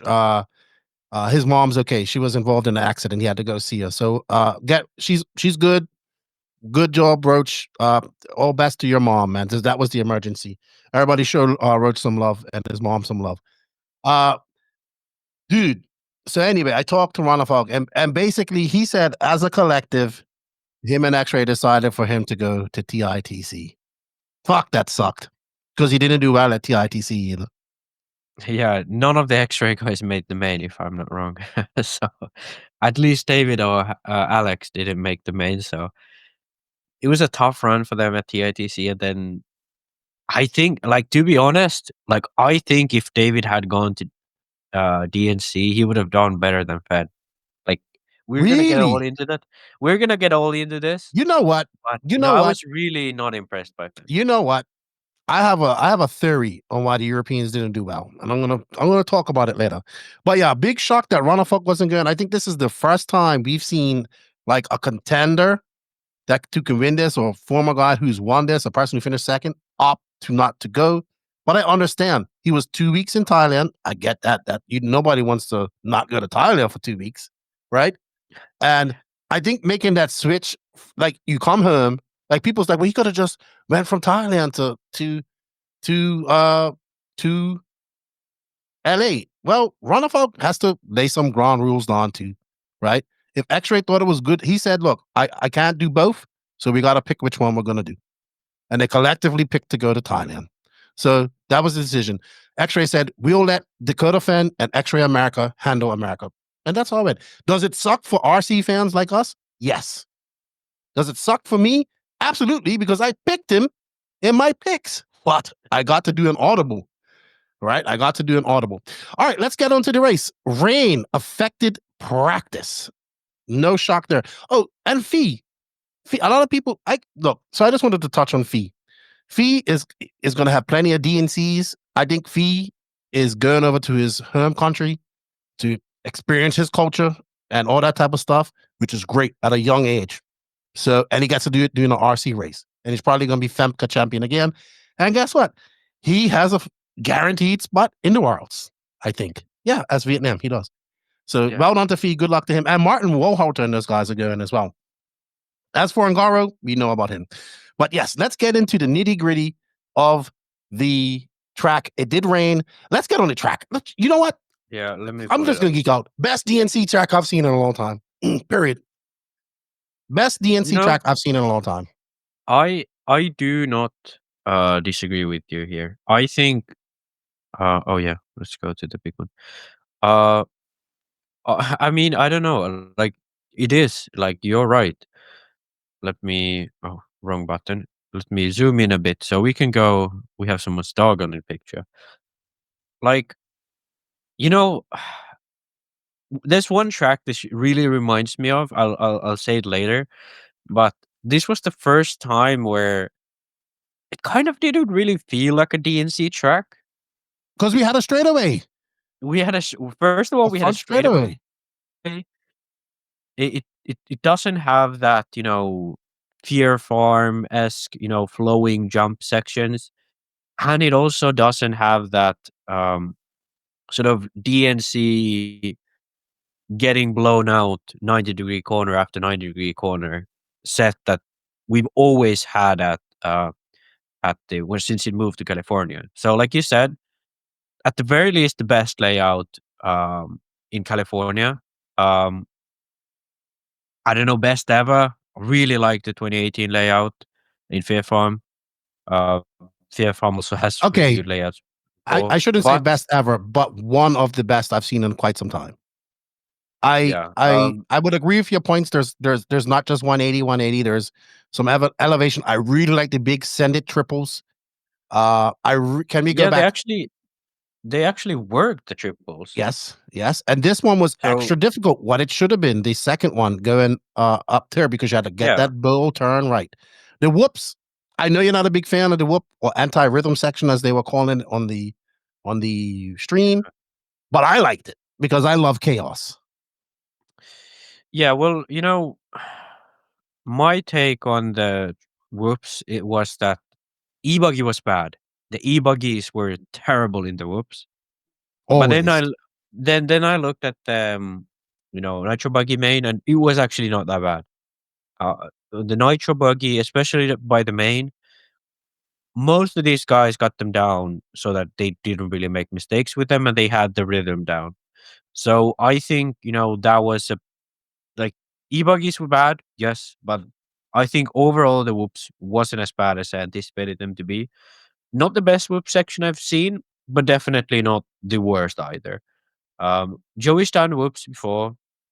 Probably like the best whoop section I remember him doing, but still not a huge fan of them when they're done in this way. Also, sorry, go ahead. Sorry, Max. Enemy talk. Yeah. Just to go quickly through the track. One thing I do want to point out that although it has a front straightaway, it's a very American style track. And I said it resembles one track, and I'm going to say 2016 Worlds in Vegas. Mm-hmm. It's like there's high speed, there's hip jumps, there's proper doubles. No jump is like impossible to make. It's very doable. But it's also very technical. Lots of corner to jump combinations, then the whoop section, and then off camber corners like here before the triple, and then after the triple, a specific two line option here. I I think the only like DNC style jump is the, I don't know what you call this, the Hip very jump. huge hip jump in the right back corner. Other than that, it like reminded me a lot of the 2016 Worlds, obviously with a bit bigger jumps, but I don't know. I will tell I you, have to say, definitely one of the best layouts. yeah, and I talked to like Salty Joe. He's a sportsman driver, and he was like, the track's nice. He liked it. It's easy to get around. Everybody seemed to be happy. Even JQ was like, yeah, the track was good. Even Greg was like, yeah, the track was good. And you know how it is, how hard it is to get a compliment from them. Well, my favorite part of the track was obviously these triples. But if you could just bring it over to the finish line area, sort of, please, if you can. So coming off her, this was actually one of my favorite sections. I love step ups. And honestly, I don't think anybody makes step ups like Joey. This was a weird type of step up. So it went on into a bull, but right here, if you go right on that corner where if you come back some, like right there was a hole, but it was like a jump into a hole. So you would see like the Nitro cars or the E-Buggy cars go into the hole and just pop out of it and then hit that thing. And then as they came on this 180, it was so rough that people had to go on the outside, some people on the inside. That little corner right there was a deciding factor later on in the mains. So for me, if I was going to rate this track out of 10, I'm going to give it an 8.5. I think that's what I'm going to do. I think I could even almost give it a 9. I think it's a 9, especially considering it's DNC, because the thing is that DNC tracks always get really blown out, so it's kind of somewhat out of your control how they're going to turn out. But even after they got blown out, they were still like really good. So, big thumbs up to the track. I don't really have anything bad to say about it, because the thing is, I've always complained at DNC that the jumps are too big and too hard to make. Like last year, I remember people crashing on the left-hand double a lot of the times, and then I can't remember which year was it. Was it 2019 when there was this huge double, triple, double, or whatever the section was, and it was like a nightmare for marshals. But this year, the first triple, anybody could make it. They kept the jump face good. It was a real big run up. Anyone could make it. And then the second triple, if you didn't want to triple it, it was okay to double single. So you didn't have to triple it. And I think that's exactly how you have to design tracks like this. And every other jump was, yes, technical, but it wasn't like impossible to make. And that's exactly how it should be. So big kudos to Joey. Nothing bad.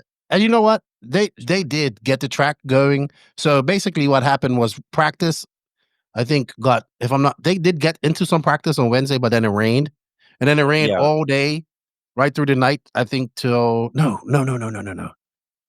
They got going with E-Buggy practice the next day. They didn't get much practice, if I'm not mistaken. They might have got one round of practice, I think. I think they got one round per class. I don't even know if they got Nitro Buggy practice at all, or if they didn't. I don't think they did. They just got E-Buggy and Truggy.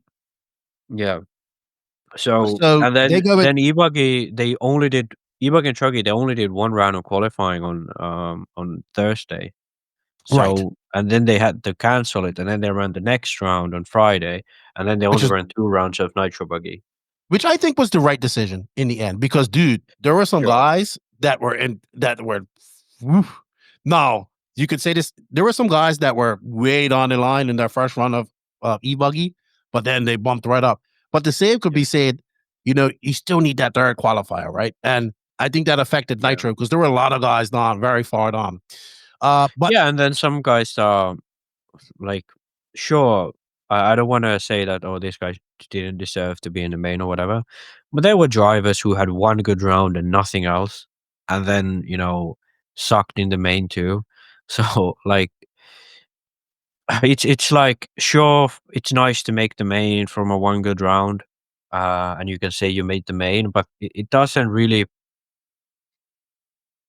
2 rounds is too little to make up qualifying, especially if you do it 5-minute qualifiers, with like top 3 laps or whatever, then sure, you can have that. But 5-minute qualifiers at DNC with the weather changing, track changing, everybody crashing a lot, it's really like you just have a lucky round and you can make it into the main. I want to say something though. It was like just under 700 entries. The people count was down low too. So this didn't have as much entries as years prior. I think this was perfect. If it would have been 900 entries, they would have never got 4 rounds of qualifying in. Yeah. So This worked out perfectly. Actually, people, I'll talk to people like even JQ said, yeah, the entry count was just right. He says it was less people, it was way less people, but the entry count was just right, like the number of entries. So let's not get that confused. So that was a addition to, and you know what? We got to give flowers. We're critical when we're critical, but we got to give flowers to everybody, Joe and the crew, getting that track up and going and ready for these guys. They always do a good job of that, you know. And luckily, the track didn't get too much rain, but they were kind of good to go from there on out. And in E-Buggy, it was Canas who was like came out of the gate flying. No surprise there. He was last year's champion. He looked very strong. Cole Ogden, third, round one. Like, wow, that was impressive. I think he was third, round one. Very impressive. Rich helped him out a lot. And Phend pulled it together in Q2 because he had I think if I'm not mistaken, he had a very horrible Q1. So I'm not surprised at Phend. Phend, I expect him to do that type of stuff. And Boots looked to be en route for a similar performance as last year. So I can't remember that. Behind the top three, we had Maifield all the way down the ninth. Shocking.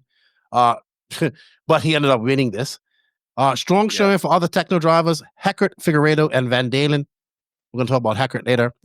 And we had, like you said, great performances. Cole taking third in Q1. Jermaine Robinson, dude, he had a good run in that as well.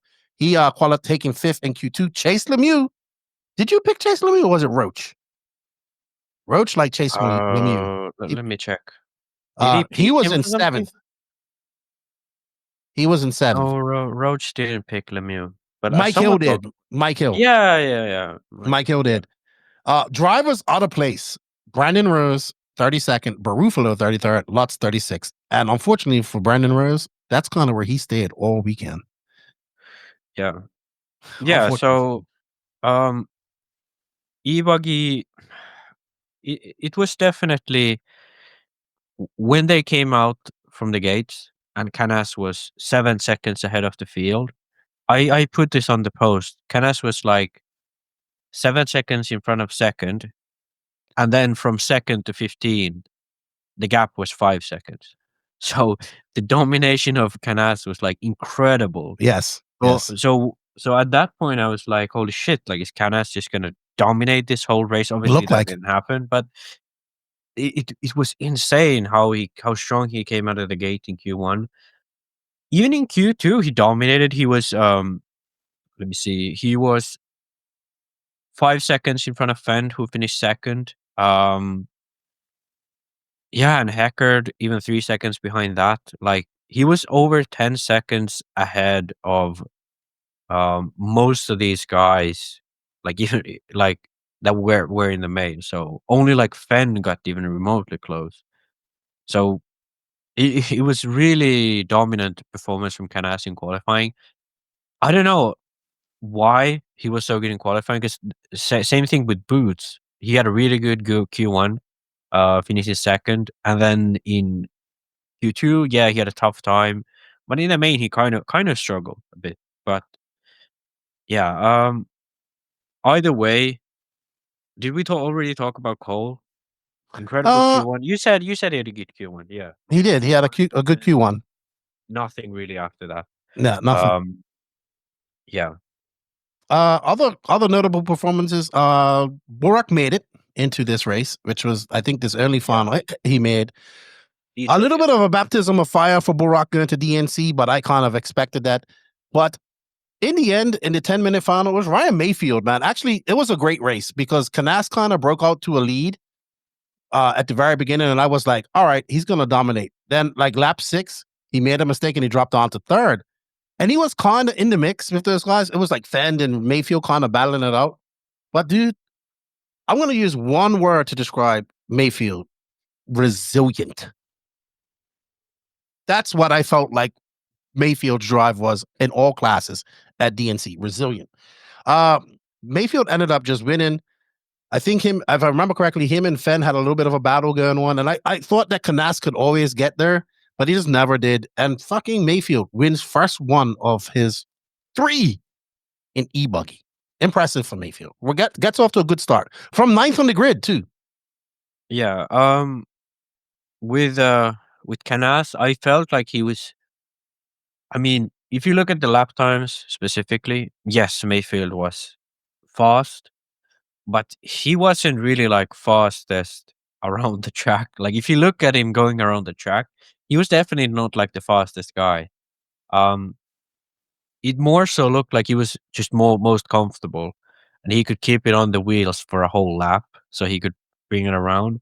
Because there was sections where Canas and Phend would like catch him so much. Like Phend in the E-Buggy main, he came charging. Like he came all the way back from like crashing in the whoops, and then he was right there in the end.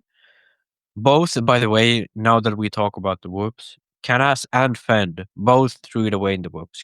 Phend threw it away in the start, and then Canas threw it away there too. And when he had lead, and he had a big lead. because he had like a 5-second lead almost, and then one crash in the whoops, he drops his third and never really recuperates. He was right there behind Maifield, and he was definitely faster than Maifield at that point. But then again, crashes and drops down to third. And you know, this was the thing I think kind of it's just tough to say, but I think this should have been Canas's race. You know, E-Buggy. He really had the pace. He really had the position to take it.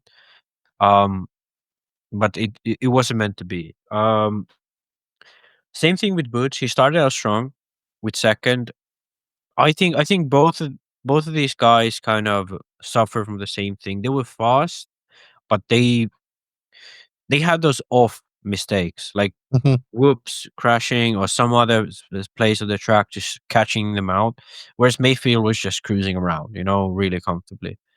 Then looking from behind, Van Dalen finishing fifth. Rivkin, you know, we had been giving, or we're probably going to give AE quite a bit of shit on this podcast because of like all of their team's results. But Rivkin in E-Buggy, sure, he didn't make the main from qualifying, but he came from 15th to 6th. Rivkin did what he had to do to fly the AE flag. Yeah. He put on that AE flag and carried AE on his back, in my opinion, in this race. And then completing top 8, Joao with the 7th, Burak with an 8. Sorry, Burak with the 7, Joao with an 8. To be honest, I think that's all right for both of them. Like that's where they kind of should be in DNC at this day and age. I mean, the guys who beat them, they are not that much ahead of them. Like in like they should be ahead of them. Kind of. That's what I'm. I get it. Let's go through the order, and we've put a lot of time into E-Buggy. Let's get through the order. We want to get to the exciting stuff. Not saying that this wasn't exciting. What you mean exciting stuff? The Truggy race was the best race. Period. I didn't even watch Truggy. You missed a good race. Truggy doesn't matter. It was a good race. I'll narrate what happened in that. But let's go through. I just want to go through the finals here because I kind of watched the race, and like I said, resilient. Maifield fucking came from the back of the pack, got past these guys, didn't make the mistakes, did what Maifield does. He will make a mistake, but he's able to recover. Story of the Truggy final too, because he fucking almost won that at the end too. Good result for Maifield.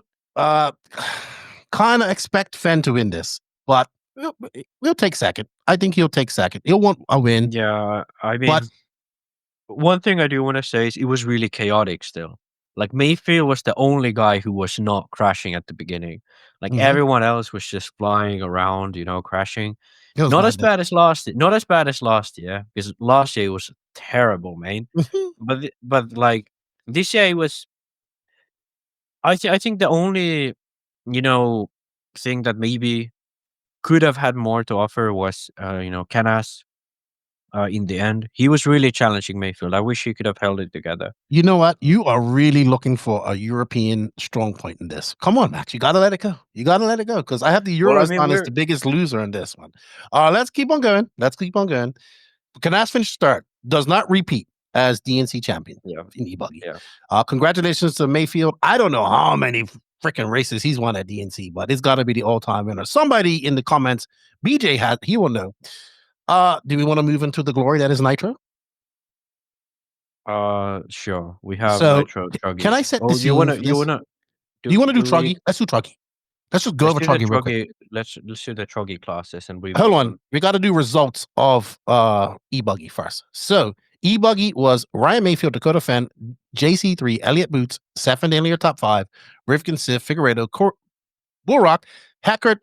Okay, not as good. He 9th. I'm good with Hackert. Jared Wiggins, Jermaine Robinson, Robert Battier, Cole Ogden, Chase Lemieux, Carlos Arredondo, and Mason Fuller out lap 1. Unfortunate for the Iceman. Whew. Unfortunate. All right, Truggy, 30, I think 45-minute race. I think Truggy was, right? Let's bring that up. 45. Yeah. I know you didn't really pay attention to this, but Max, in my opinion, out of all the A finals, this was the best race. It kind of became the Seth Van Dalen and Mayfield show.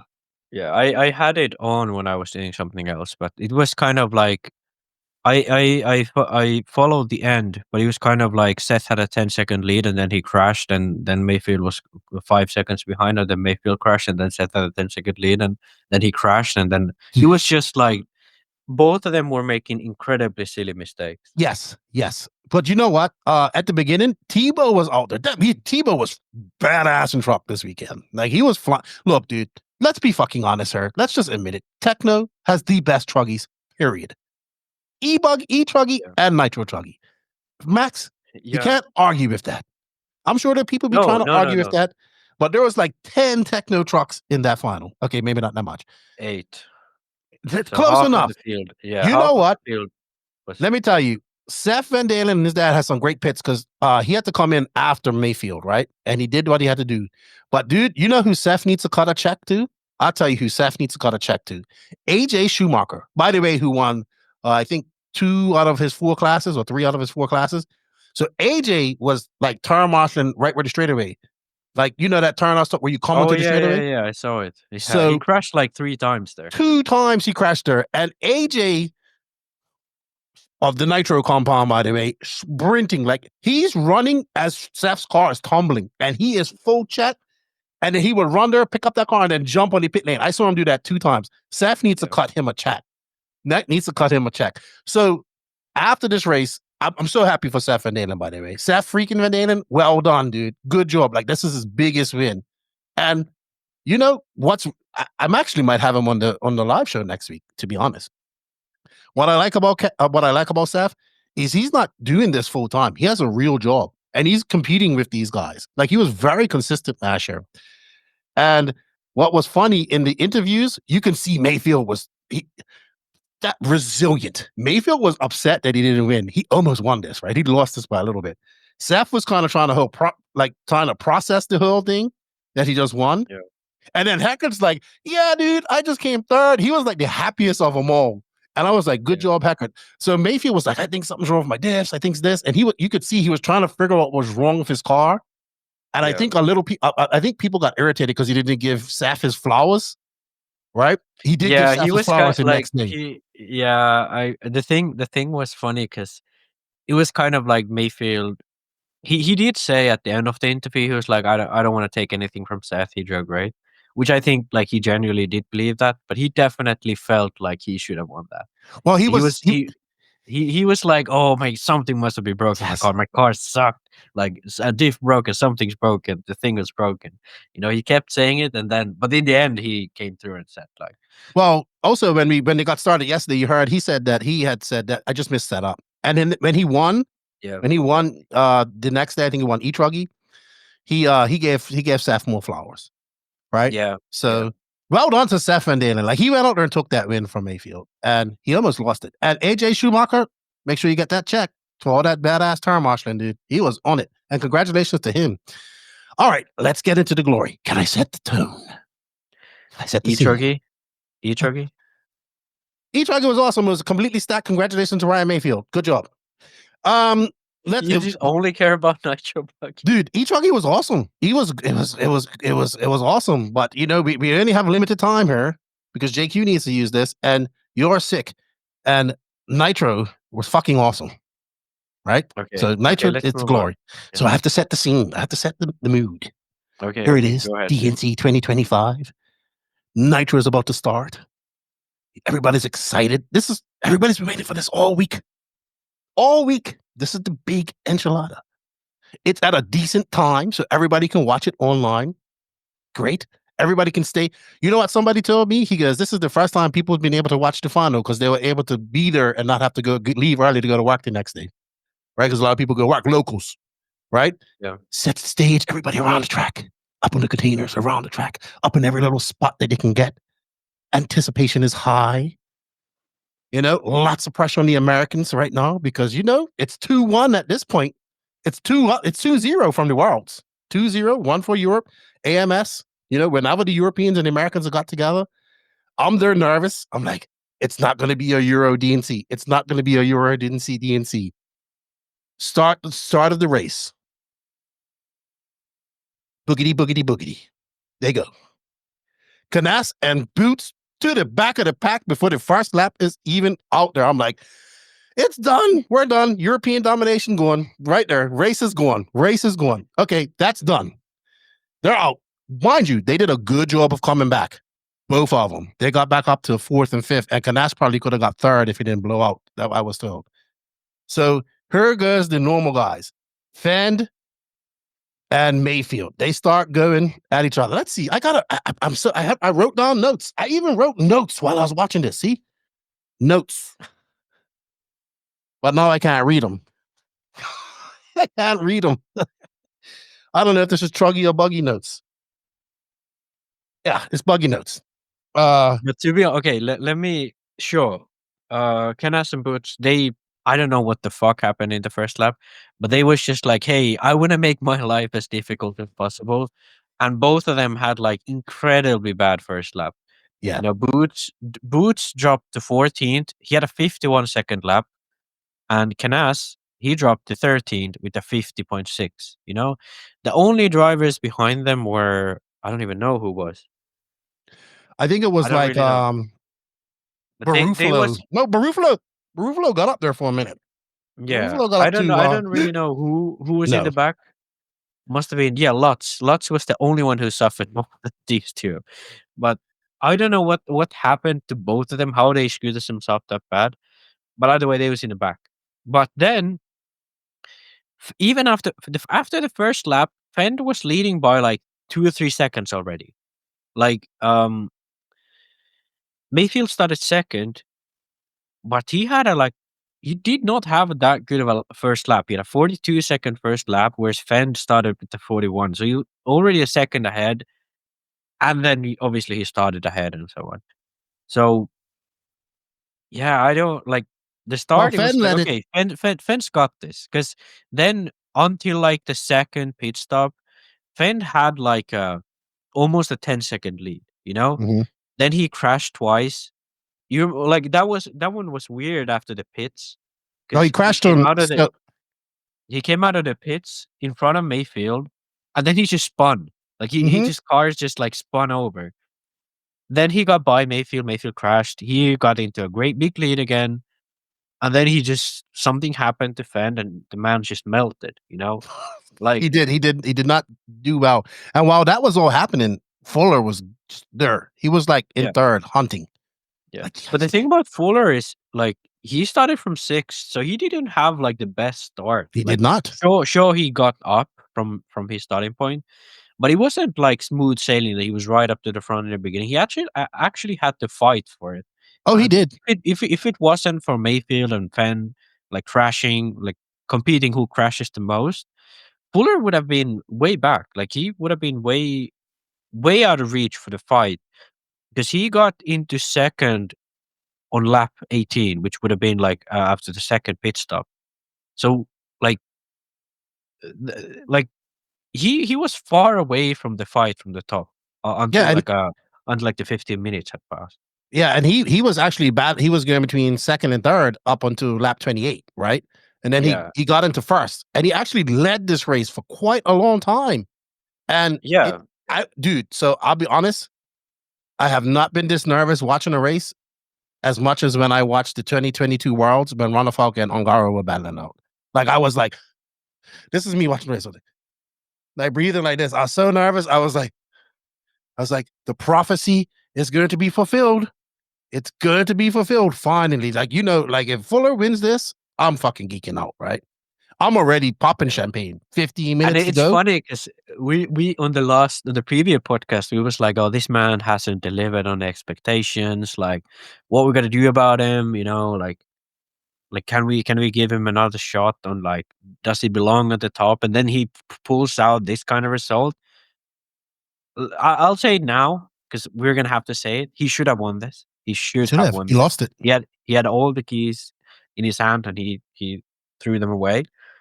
That mistake Which is fine. in the triple. That's what cost him. He made a Like mistake, and then and that he was made a a dumb mistake, one. and then It was a so dumb one too. Like right, he it was very saw dumb. Mayfield. He saw Mayfield was close, and then he was just like, "Oh, I gotta like power out of the corner way faster than ever before."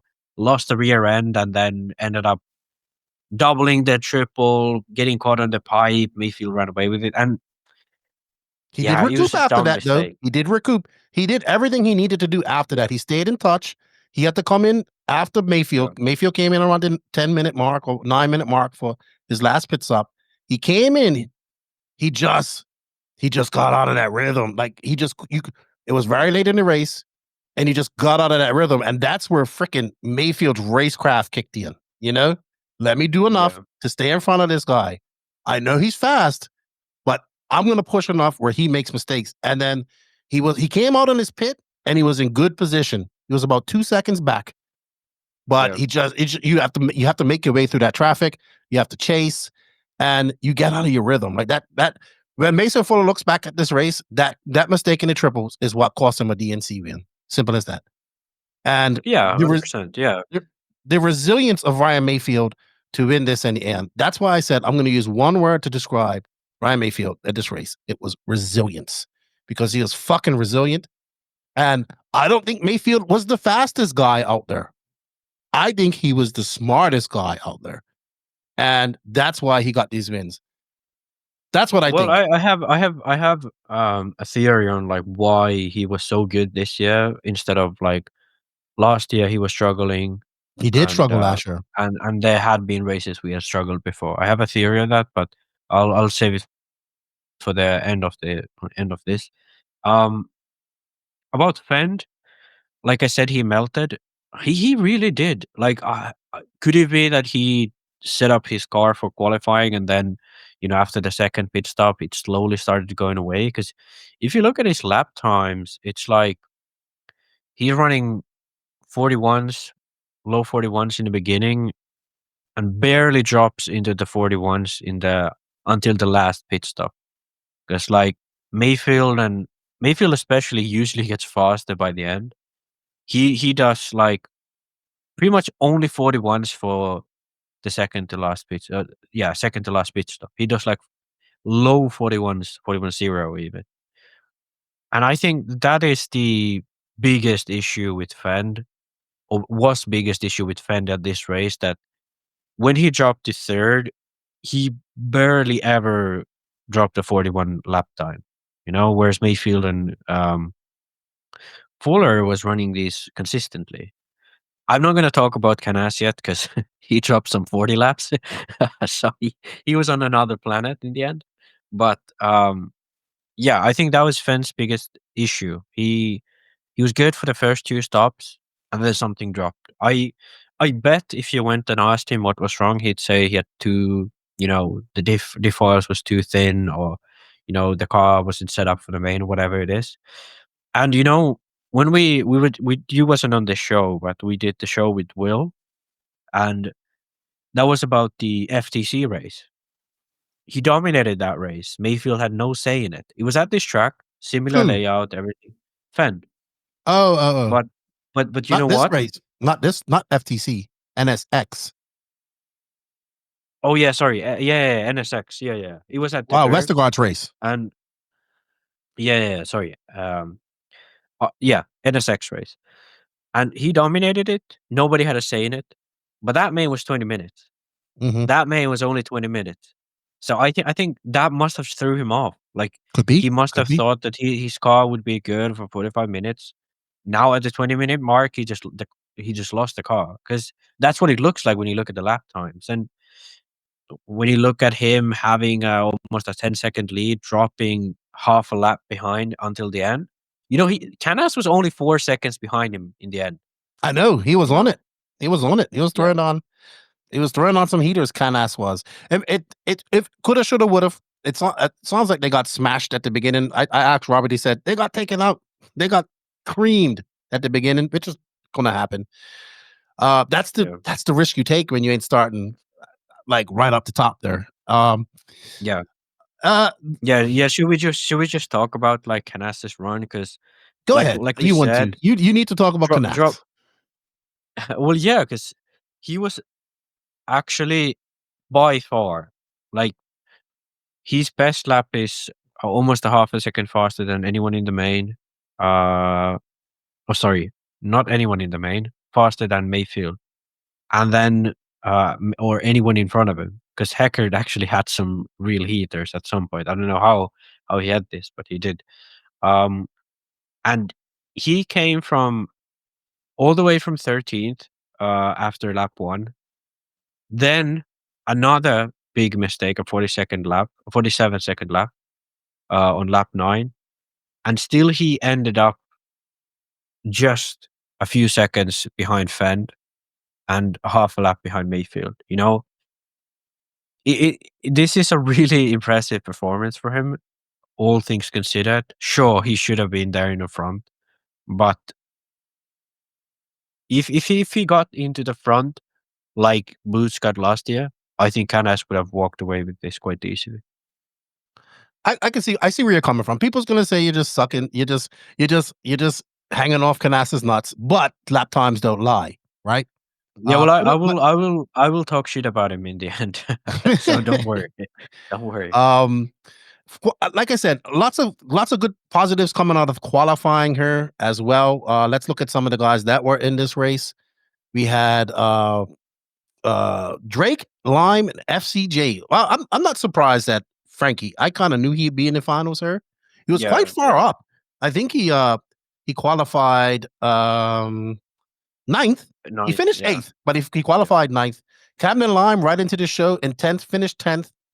And you know what? We have to give some flowers to him. Jonah Wilson, like on that new car, first big race on the Sparko in the main. Like good show for him. You know, okay, it isn't the finish. I know from we're gonna get in your 7th to the end is the race to space because we got to talk about that. But good run for Jonah Wilson, and who else? Seth, after a great truggy run, you know, ended up in 9th. Adam Drake in 7th. I think that's a great finish for him. Spencer Fluffy Heckett, who to me, out of the non-pros, had probably the best DNC he's had ever. Made all his mains. In 6th. And Ryan Lutz, you know what? I was expecting more out of Ryan Lutz, but considering that he had to bump up, good job for him. Spencer Rivkin, who qualified 3rd, 15th, but he didn't finish. He you know. Yeah, he had an issue. I don't really know what happened because he was in 4th for the longest time, and then something just happened. I don't know if this is a flame out or some other issue, but he had multiple really, really long laps where he dropped down to all the way to the back, and then he didn't even finish. So I'm assuming something broke in his car. I love how you just like went through the list, and Drake was 7th, and you was like Drake 7th, nothing much. No. I gave Drake some props. No, dude, like I'm gonna give Drake his flowers. That's a fucking great result for Drake. Fucking awesome. Like what? Like, and not only is he 7th, he's 7th in front of Frankie. Like Frankie is supposed to be the superstar, but Drake, old man, puts it into 7th. Sure, we can apply the anything below 7th is a waste of space. Blah blah blah. That's still a freaking good result for Drake. That is. And it's his birthday too. Happy belated birthday to him. He had his birthday this past week. Yeah. So and the thing is that like he's not really that far off. Yes, he's almost 2 laps, 1.5 laps from the lead. So he's far away from the lead. But if you look at like Boots and Heckard, he's not that far back. Like 10 seconds back from Heckard. Less than that actually. So it was actually a decent result. I think Van Dalen would want more than 8th though, because he didn't. I can't remember what his DNC was last year, but I think this is a better result. I'll have to go look at the point. He didn't even make the main last All right, time, so this but is a better result. this is definitely one of Seth's best DNC results in Nitro Buggy. But I think, you know, I will say this. I think Seth was kind of one of those guys who was maybe he was happy that he won Truggy, and then he was content with that. I think that's what happened to him. Oh, we'll find out. We'll find out when I talk to him next week. I think the the biggest drivers out of place here, Killick in 22nd. You know what? Killick was a non-factor in the B main, if I remember correctly. I don't really look, this is his first time coming to DNC, right? It's gonna take time. This is not a race that you go over there and do well on your first time. It takes a few trips over there. It took, it's taken Canassa a few trips to get up to speed. He's been there quite a few times. Robert's been there a few times. Barufalo, Figueredo, or Ronafalk, all these guys. So it's going to take some time for him to get up there. The Rose, though, 47th, DFL. Yeah, he was lost after qualifying. We did not expect this out of Rose at all. Yeah, I don't. And now that we talk about Rose, he was not the only associated driver who had a bad run here at the DNC. I'll just I went to the results and I just scrolled to the bottom. They didn't define these guys that way. Some smacks, Jesus. AE didn't do nothing to you. AE didn't give you the shellacking in the media this weekend. Come on. No. But okay, Yona.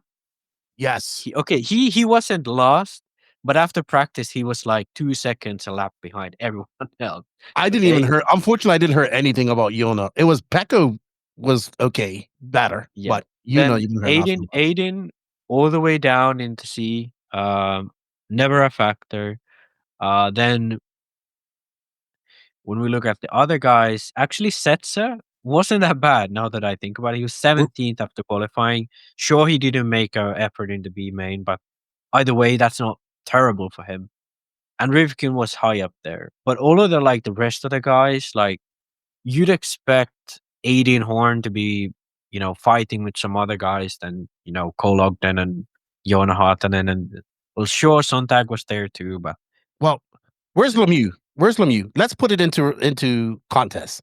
Lemieux and Aiden have been battling each other out in 10 scale for the last few weeks, right? Yeah. Lemieux was 21st after qualifying, straight into the B. Horn was 33rd after qualifying in the C and never. And guess what? Horn has a lot more 8 scale experience than Chase Lemieux. So that's actually a very good result for Chase Lemieux. And Chase was even better in E-Buggy. He finished 7th in E-Buggy. Yeah, sorry, qualified 7th in E-Buggy, and 7th in a round. Sorry, I got confused in my own notes. So compared to Horn, this is a much better. If we compare apples to apples, X-Ray, AE, these should be the teams are somewhat similarly stacked. They have one top pro 10 scale guy, Dakotah Phend. AE has Rivkin. Then they have, somewhat established guys like Sontag, and then AE has they have Sontag and Lemieux, and AE has Setzer and Horn. Sure, you'd maybe say that Lemieux and Sontag are better than Setzer, but Setzer is much better in 8 scale in general.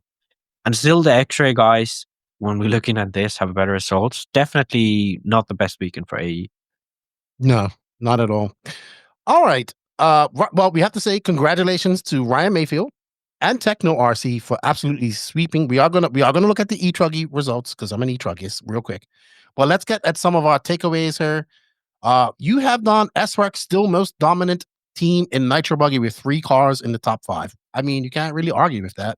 They didn't win it, but Yeah, I think this is because when I watched the race and watched the results, my initial thing was okay. So maybe Techno, maybe this is the way to go. Maybe Techno have figured something out.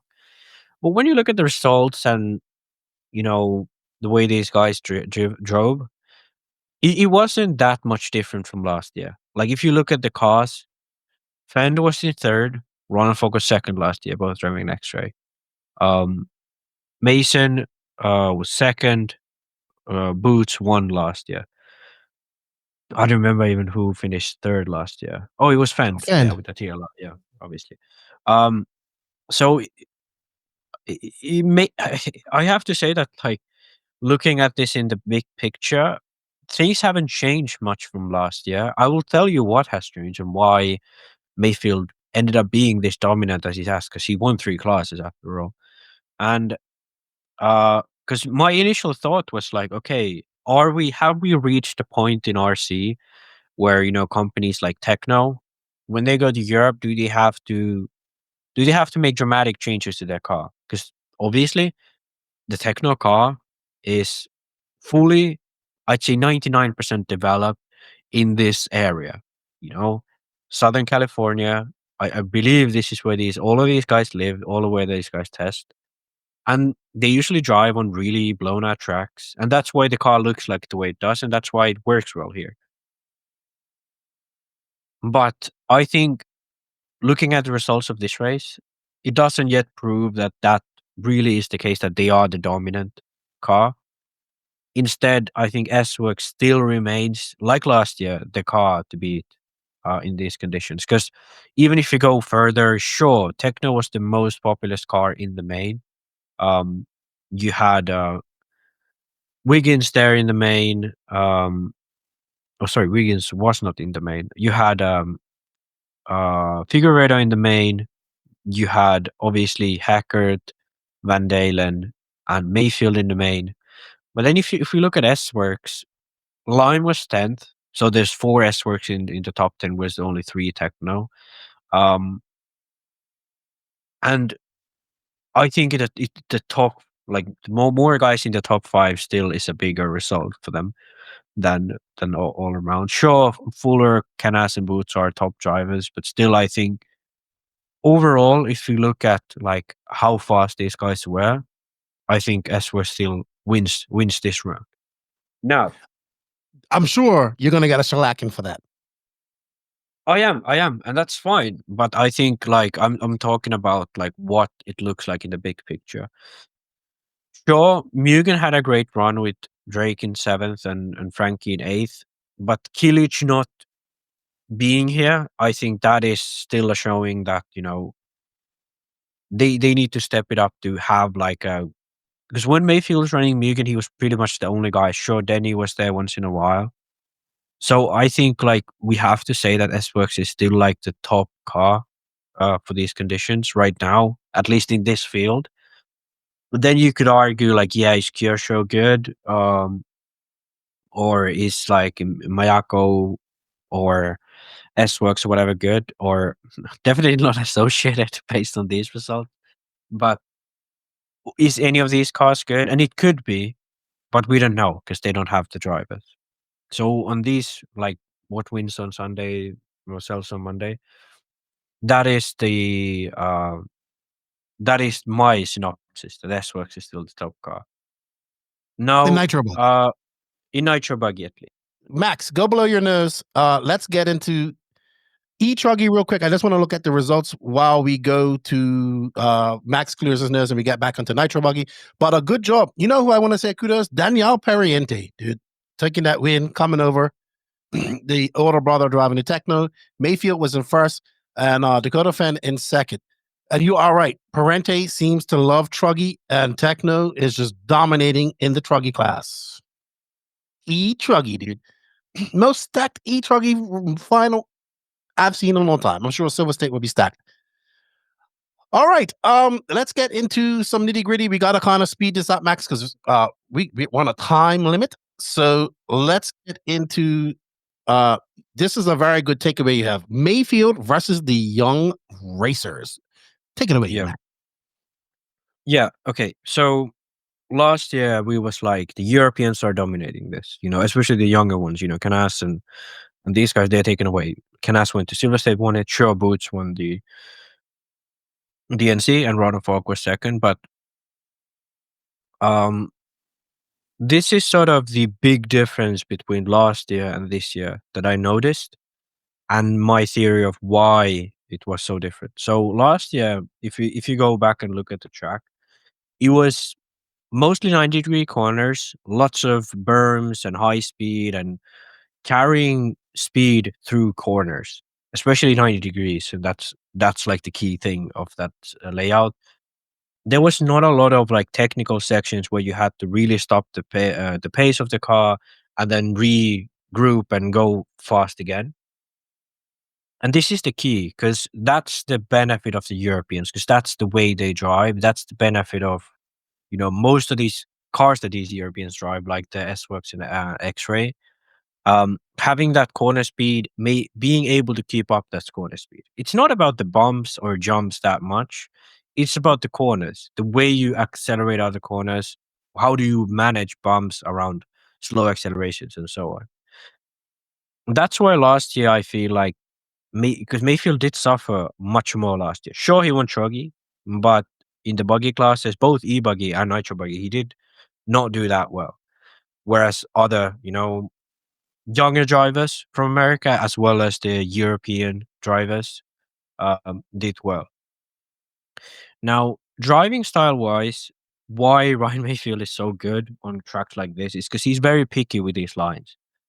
Like he said in the Nitro main, he tries different lines, he chooses what is the fastest, and then he does that, no matter where the line is. It can be tight, it can be open, it can be over the bumps, it can be around the bumps. Whichever he feels is the fastest and most comfortable for him, he'll take that line.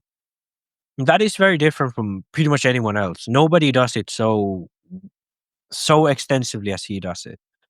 And Phend especially, he drives a very delicate car, so he goes for the most like geometric line. Even though sometimes he has to go over the bumps, he'll try to avoid the bumps as much as he can. But there are sections that for his car, it will be really hard to go fast around without going over the bumps. And that leads to him making a lot of mistakes. That's just how it is.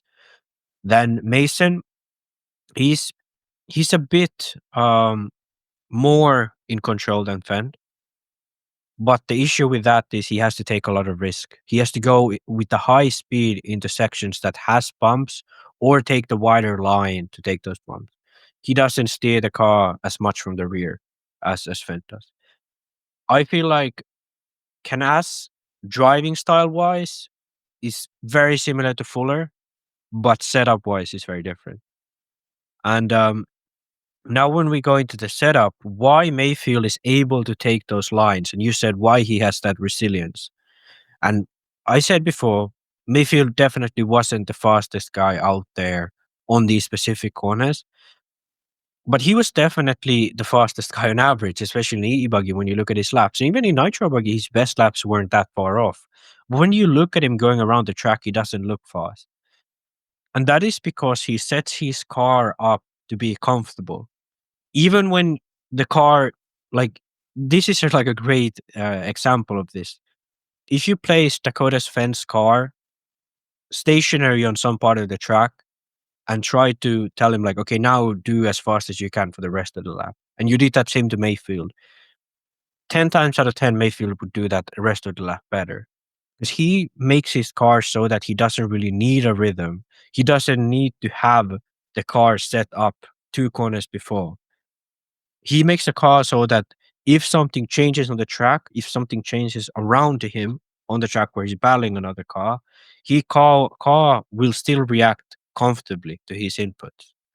And that way he can, for example, the front straight, before the front straight was a great example in E-Buggy.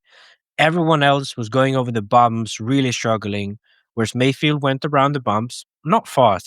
He wasn't fast around there, but not a single time he made a mistake there. He had his line, he took that line, and he made it every single lap. Whereas every of the other guys were always on the edge of making a mistake. And that's what his resilience is. He trusts what he does, and he sees if it's enough, and most of these times it is enough. And the reason why Canas is so fast is that he's one of those guys who drives his car to the edge. Ongaro is a different one because he wants the car to handle a certain way, and if it handles that way, he's fast. Whereas Canas is like, he wants to find the edge of the car and then go as close to the edge with the setup as he can, but still feel comfortable. You can do that very well in Europe when the track conditions don't change. Well, then come to America and the track conditions change mid-main, it's going to bite you a lot of the times. That's what happened in E-Buggy. He crashed in the whoops, he crashed in the end when he was challenging Mayfield. And that's the price you have to pay. Sure, you're fast, but that's the price you have to pay. Phend is similar to Canas, but in a very kind of a different way. He more similar to Ongaro, that he wants the car a certain way so that it steers from the rear end. And on a track like this, if the car steers from the rear end, when you exit the pits in front of Mayfield and you get a little bit offline, you're going to have that spin. It looks ridiculous. It doesn't look like you're a pro driver. But that's because he sets up the car that he is in control of the edge. Ronefog has the same thing. And it's fast. It's incredibly fast. But you make silly looking mistakes.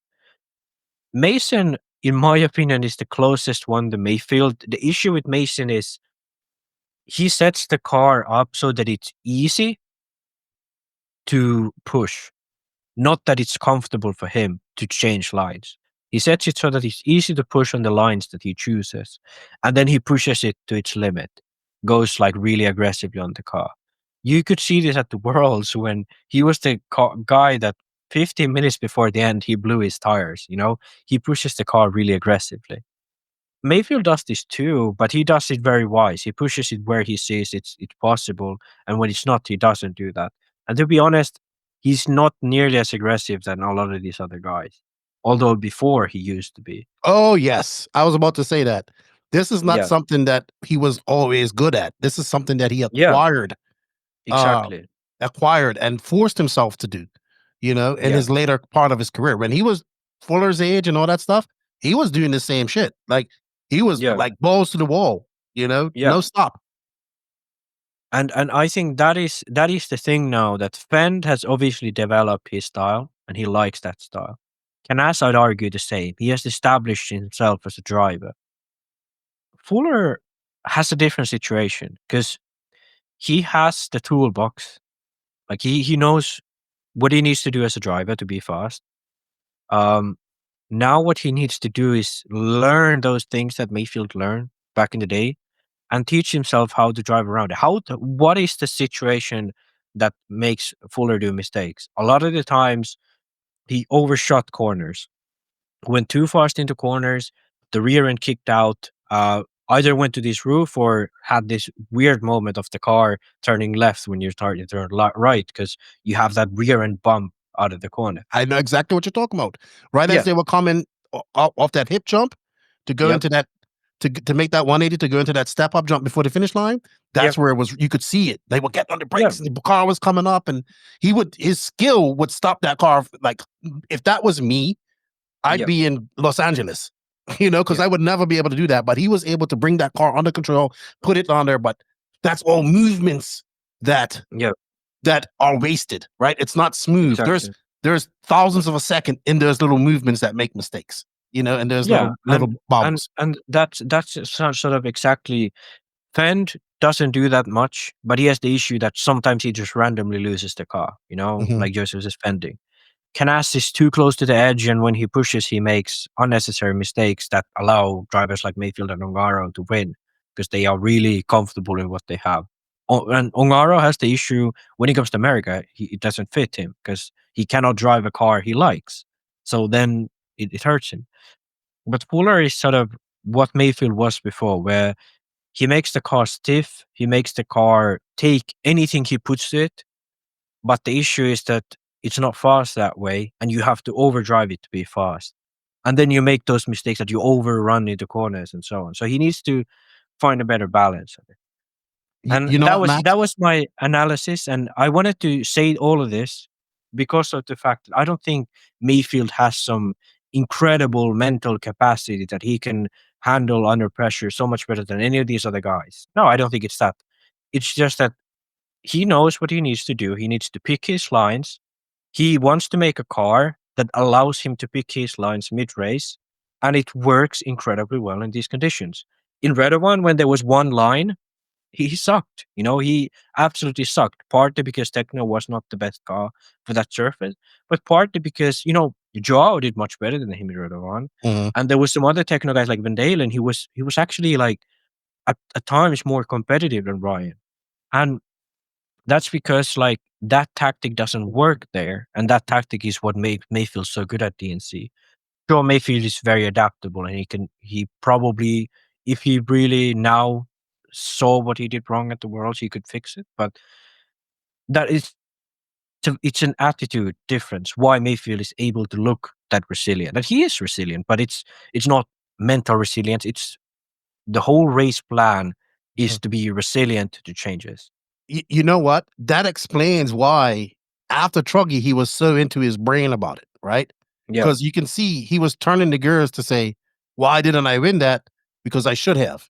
yeah, That's pretty much what he was saying. And I know a lot of people think it was just being cocky. No, he was trying to figure out. You could see his brain, his gears were going. He's trying to figure out what happened to his car, so it didn't happen again. Right? That's yeah. what good drivers do. And I guess I want to Max. Usually I zone right out when you do these type of things and go to Supreme Science, but I really enjoyed that.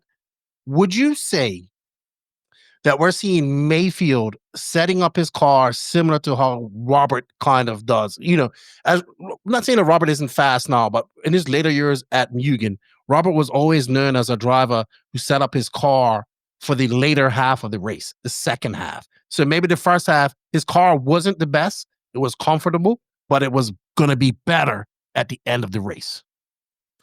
I think it's different because I think Mason and Robert set their car up more closely to each other so that it's very stiff so that they can push it really hard. And they make the same type of mistakes. The difference between Robert was, though, that, you know, he made the car so stiff that it was too stiff in the beginning, but then it got better as the more you drove it. Okay, that makes So sense. I don't think it was like a conscious choice of, oh, let's make the car like this so I will be better. Sure, he probably learned that throughout, that it's better to do it this way so I can be, you know, faster in the end of the main. But I think it's more so that he enjoys a car that's really stiff so that he can push really hard. And when you get into a rhythm, that type of car is incredibly fast. And especially at the end of the race, where everyone else's very delicate cars are starting to fold and it's going to get difficult, like Phend and Ronafok is somewhat an example of this. That's where Robert Battier would come in and strike, because his tires are slick, the diffs are in the right temperature, and he's on it, you know. And that's when you catch the other one off guard. I think Mayfield is very different because he's more strategic, I think. Okay. I love that synopsis. Let us know if you guys agree with Max, because that was a great breakdown, Max. I really enjoyed that. And I would even an idiot like me was able to follow that. Very good. Yeah. Very good. And I didn't have to give you a safety word. Shakies. Anyway, we have to speed up because we got a half an hour before JQ gets on and uses this. Let's get into the Clinic RC winners and losers. Thank you to Tony Newland, Vicky Newland for all the support. Check out Clinics RC for all your titanium needs and all types of other good goodies. Got a very nice, cool, portable, fold up car stand. That's pretty cool. Thank you, Tony, for all your support. Let's get right into it. Winners, brands. You have Techno and S-Works. I can't argue with you on those ones. Yeah.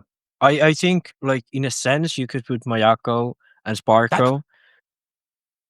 Go ahead. But they're schmedium. I give them schmedium. Mayako okay, and Sparko. yeah. That's what I was gonna say. Like, you could put there technically Mayako and Sparko because they don't have a top pro. But finishing. What? They don't have a top pro? Jesus, Max. Your hate for Cavallari is just incredible. Okay. We're going to address that in a second. Based on the last 2 years, can you say that Cavallari is a top professional in 8 scale? He made the A final at Silver State and the Nationals. Yeah, and so did fucking, I don't even know who. We're going to get into the Cavallari. You're going to give Cavallari his flowers. Let's get into losers. Associated and Kyosho. I would have to. Okay, so let's put it this way: Kyosho still made the final. I think Ryan Lutz was two guys. Huh? So two guys in the main, Barufalo, Barufalo in there.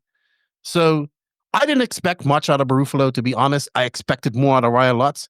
I don't know if it's fair to call Kyosho losers in this, but somebody has to be a loser, right? So, but they still had more cars in the final than Team Associated, who has way more drivers. Yeah, okay. I think it's fair to call Kyosho the losers because this is the type of place where they should have like good results. This is the type of place where they should be like, wow, how did they do that? You know? I don't know why. Maybe this wasn't the layout. Okay, maybe this wasn't the layout where the car which suits the car, but this is exactly where that car should work. You know, blown out tracks, slow speed.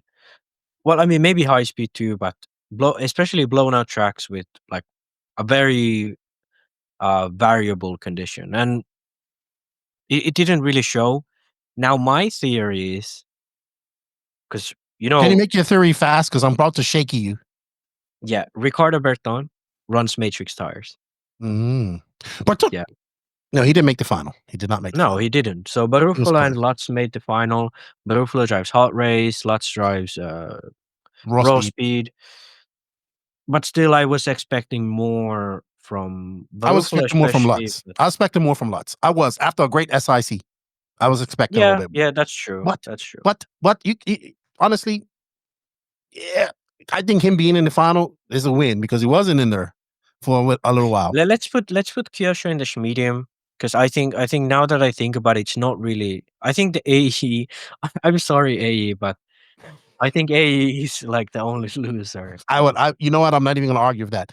But you know, Schmedium, Kyosho, Sparko McMahon, Mayako. If you look, let me tell you something. I think that this is probably the best DNC that JQ's had in a long time. One, okay, JQ wins 40 plus. That's good. You know, Salty Joe got 6. Chris Morale TQ'd intermediate. He didn't do too good in the final. Dagani was there. He was in the final. And of course, Cavallari. The man you don't want to give flowers. I have Cavallari Don as a winner going into our drivers next. You know why? Because when he bumped up from the C main to the B main in E-Buggy, that dude was pumping his fist like he won the world championship. And that is confidence right there. That's the confidence he needs. I talked to JQ and he goes, the first day, he goes, I wrenched for 13 hours straight, nonstop. I'm tired. I said, well, on whose car? Mostly Cavs. I'm going to make him the best car ever. And Salty Joe told me that that JQ worked nonstop on Cav's cars. And apparently everything was great in the pits. Him and Cav worked great together, which I expected because they're friends and they're both awkward and both straight up. Lou Dog had a blast. I think the most California when Cav bumped up to that final, I was like, Max is gonna have to fucking eat some crow on the podcast. That's a win. We agreed that if he made the final, that's a win. And then you tried to renege by calling him a waste of space. Now, the waste of space moniker does come from JQ. Yeah. But I think it was a very positive weekend for Mayako Invisible Speed because I heard people were coming up to JQ getting advice on setup. You know what JQ was? JQ was going around asking everybody if they're Mimo Buggy. Yeah.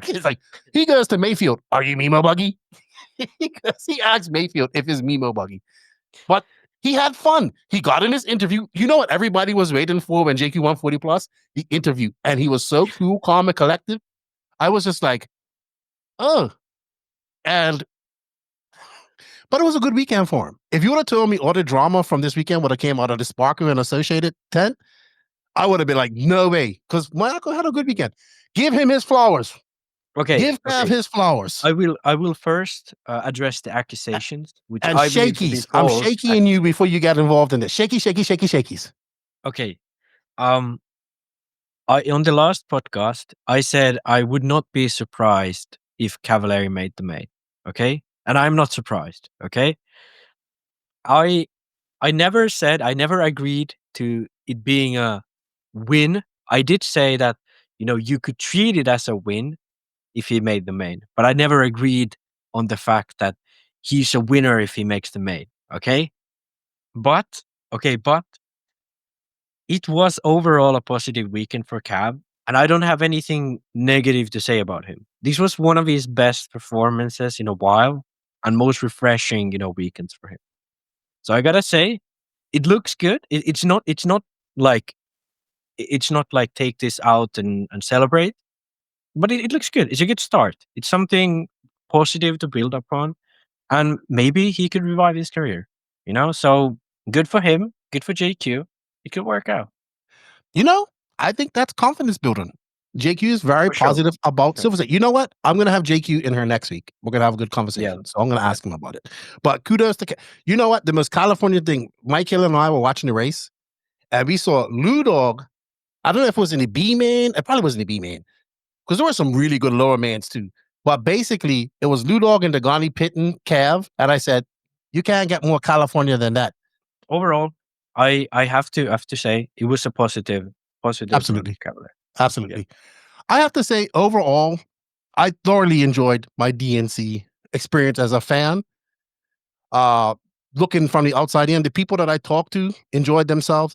Yeah, there are some things like less people and all that type of stuff, but you're going to see that with the change of the date and the rain. Like, the rain honestly scares a lot of people away. So I want to say also, you know what? We have to give flowers. Live RC, I think, did a great job. What we did miss at this race was other media outlets like NRC, Circus RC. I think, there wasn't really... Live RC had some photographs. Live RC did good coverage. They had like Action Cam guy. I thought Scotty and Charlie did a good job. That's a long race to call. They were entertaining. The chat was entertaining on my side of things. I think it was just a good event.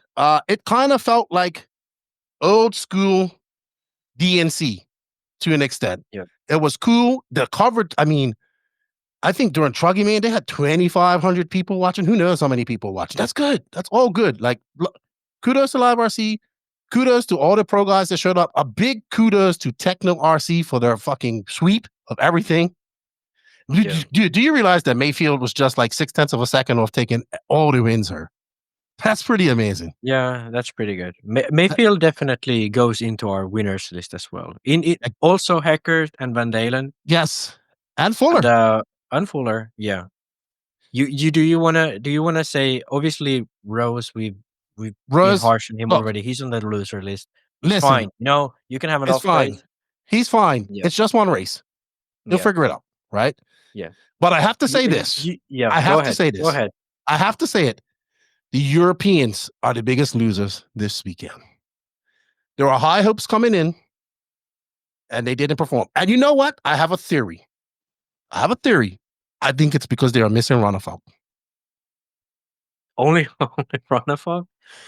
You got to look at like what Ronafalk brings. He's got pedigree coming into this race. You know what I mean?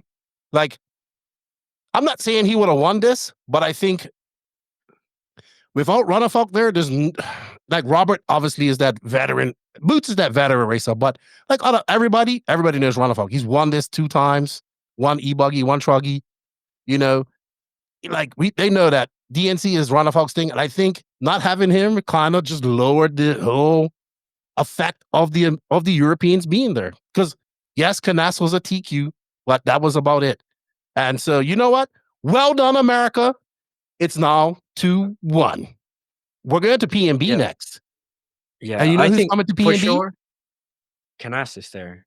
Canas and Robert are coming to PNB. I really hope Bullrock comes and some more of these guys come. Yeah, I do have to say, definitely a win for the Americans. That's non-negotiable. I think Europeans was more of a medium. Because of course you are, because you're European. Losers. They lost. They lost. Accept it. Look, when they win, we fucking brag, right? When they lose, they lost. They ain't medium. They lost. Okay, yeah. For sure, America won and Europe lost this round. But I'm saying like Europeans as a whole, because there was still some good performances out of some Europeans. You're trying to save. Let's not forget about that. No, but like at the Worlds, there was 2 Americans in the main. That's like a losing. You know what, Max? There was still a handful of Europeans in the main. One American saw like all of that same. They didn't win. They did not win. you know what? There's There's such a thing as a good loser. I don't know if they have them in Finland because you fucking never wrong.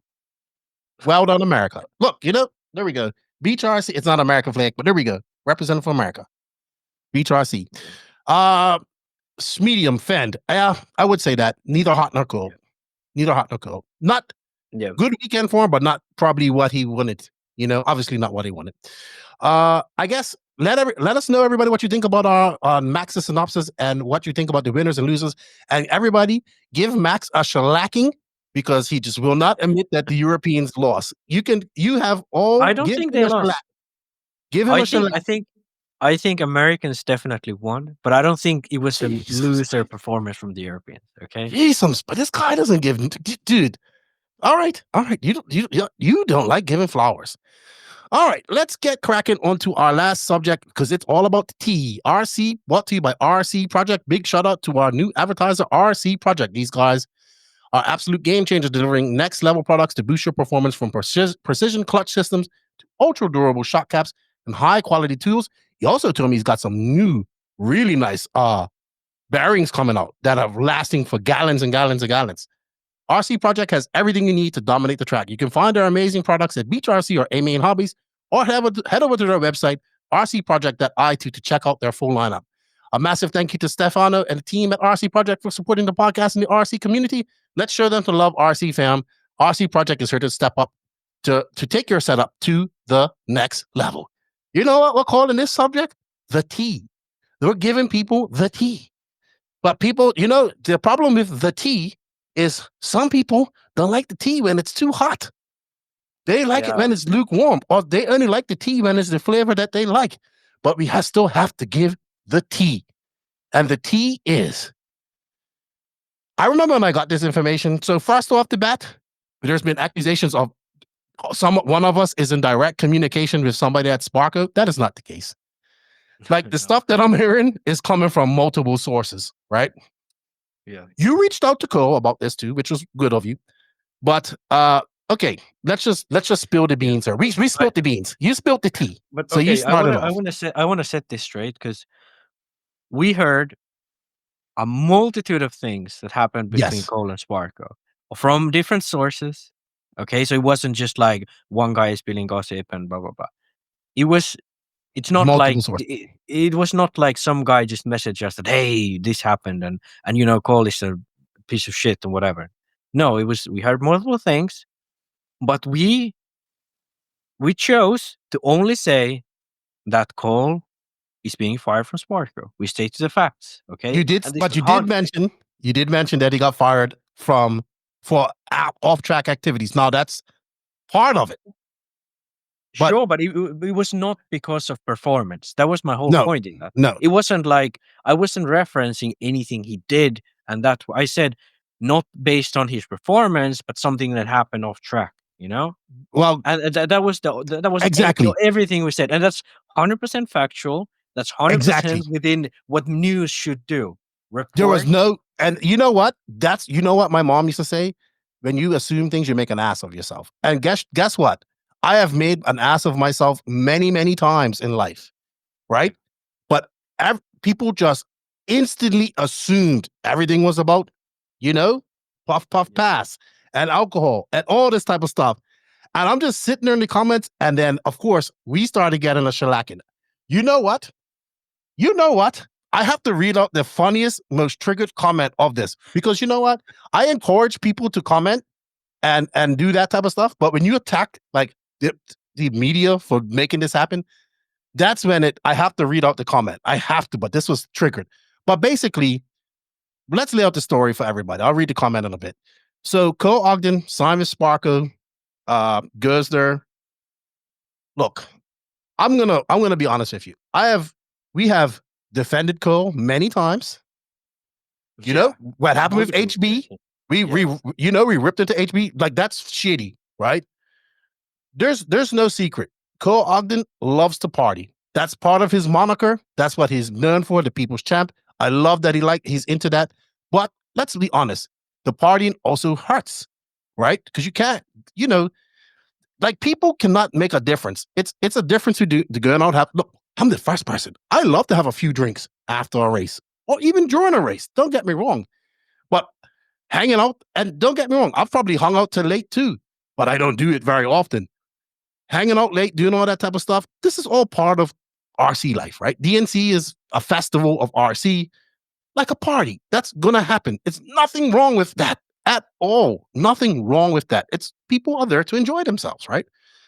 So this seems to have started quite some time ago. And I'm gonna have to lay some background on this. I'm not gonna get into who said, she said, bullshit, and all that type of stuff, because we weren't there. So we can't say that. Now, Cole has given his your state. You reached out to Cole. He gave you a statement. Yep. The things that I've heard, people are like, "Well, this happened and this happened and this happened and all this type of stuff." But this isn't something that just happened at DNC. This is something that's been a process over the last few months, apparently, right? So, Sparko is released Cole. Now, they released a statement. They really kind of should have released a better statement.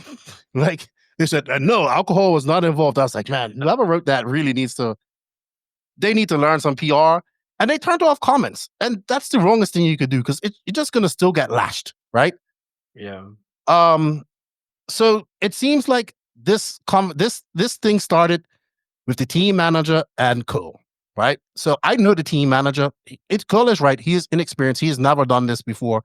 He's an RC racer. He doesn't have to do this for a living. He just wants to do it because he likes it, right? He's known Cole for many years. Known Cole when Cole used to come up to the Northeast. This man lives in Georgia, all this type of stuff. I remember when he was recruiting Cole last year, and he was like, we're going to get him back out racing. He believes in Cole. He believes in him, got him on the Sparko team, because everybody thought Cole was going to retire. He didn't have a ride. Nobody knew what was going to happen. So Sparko came about, and it looked like it was going to be good. Sparko had a good little team. They had Cole, they had Tyler Jones, Aiden Ridgway is a local fast guy, and then lo and behold, after SIC, they pick up Jonah Wilson. So I'm heard so many things. I don't know what's true. I heard starts with SIC with him not showing up. He says, it weren't in my contract. Who knows what happened there, right? So we're starting to see we're starting to see things start to deteriorate. But here's the thing. Cole gets a second chance at being a pro RC car driver, getting paid for that. I get it. SIC's right after January, but everybody else was there. Shouldn't he be there? You would think that if you want to go out and prove the world wrong, that you still have it, you should be out there for the first race, right? Senior driver, all this type of stuff. Then there was some argument over Truggy. He didn't want to run the Truggy at DNC, and I understand his points for not wanting to run it. But that conversation needs to happen in private with the team manager, right? Not in front of everybody. This apparently happened on a team chat, right? In front of everybody. That's what I was told. I'm just going by what I told. So he has a point. He has a valid point with Truggy, but this is the company that's paying you, right? This is the company that's paying you. What's better testing than actually going out there and racing? As for what happened at DNC, it looked like everything was going fine. I haven't heard that Cole was out there partying like crazy and acting stupid. I did hear he hung out a bit, but apparently there was some argument and some dissension going on between him and the team manager while they were out there in California. He says the team manager's inexperienced and treating it like a vacation, which I could probably see, because he doesn't understand that, he doesn't understand that as a team manager, you got to go. You shouldn't have to do this because these are grown adults, but you got to go get their food. Some of these guys, you got to go get their food.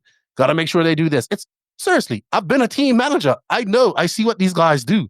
It's a thankless job, but he's also the boss in charge at that situation. So you got to listen to him, right? He's in charge. He's representing the company.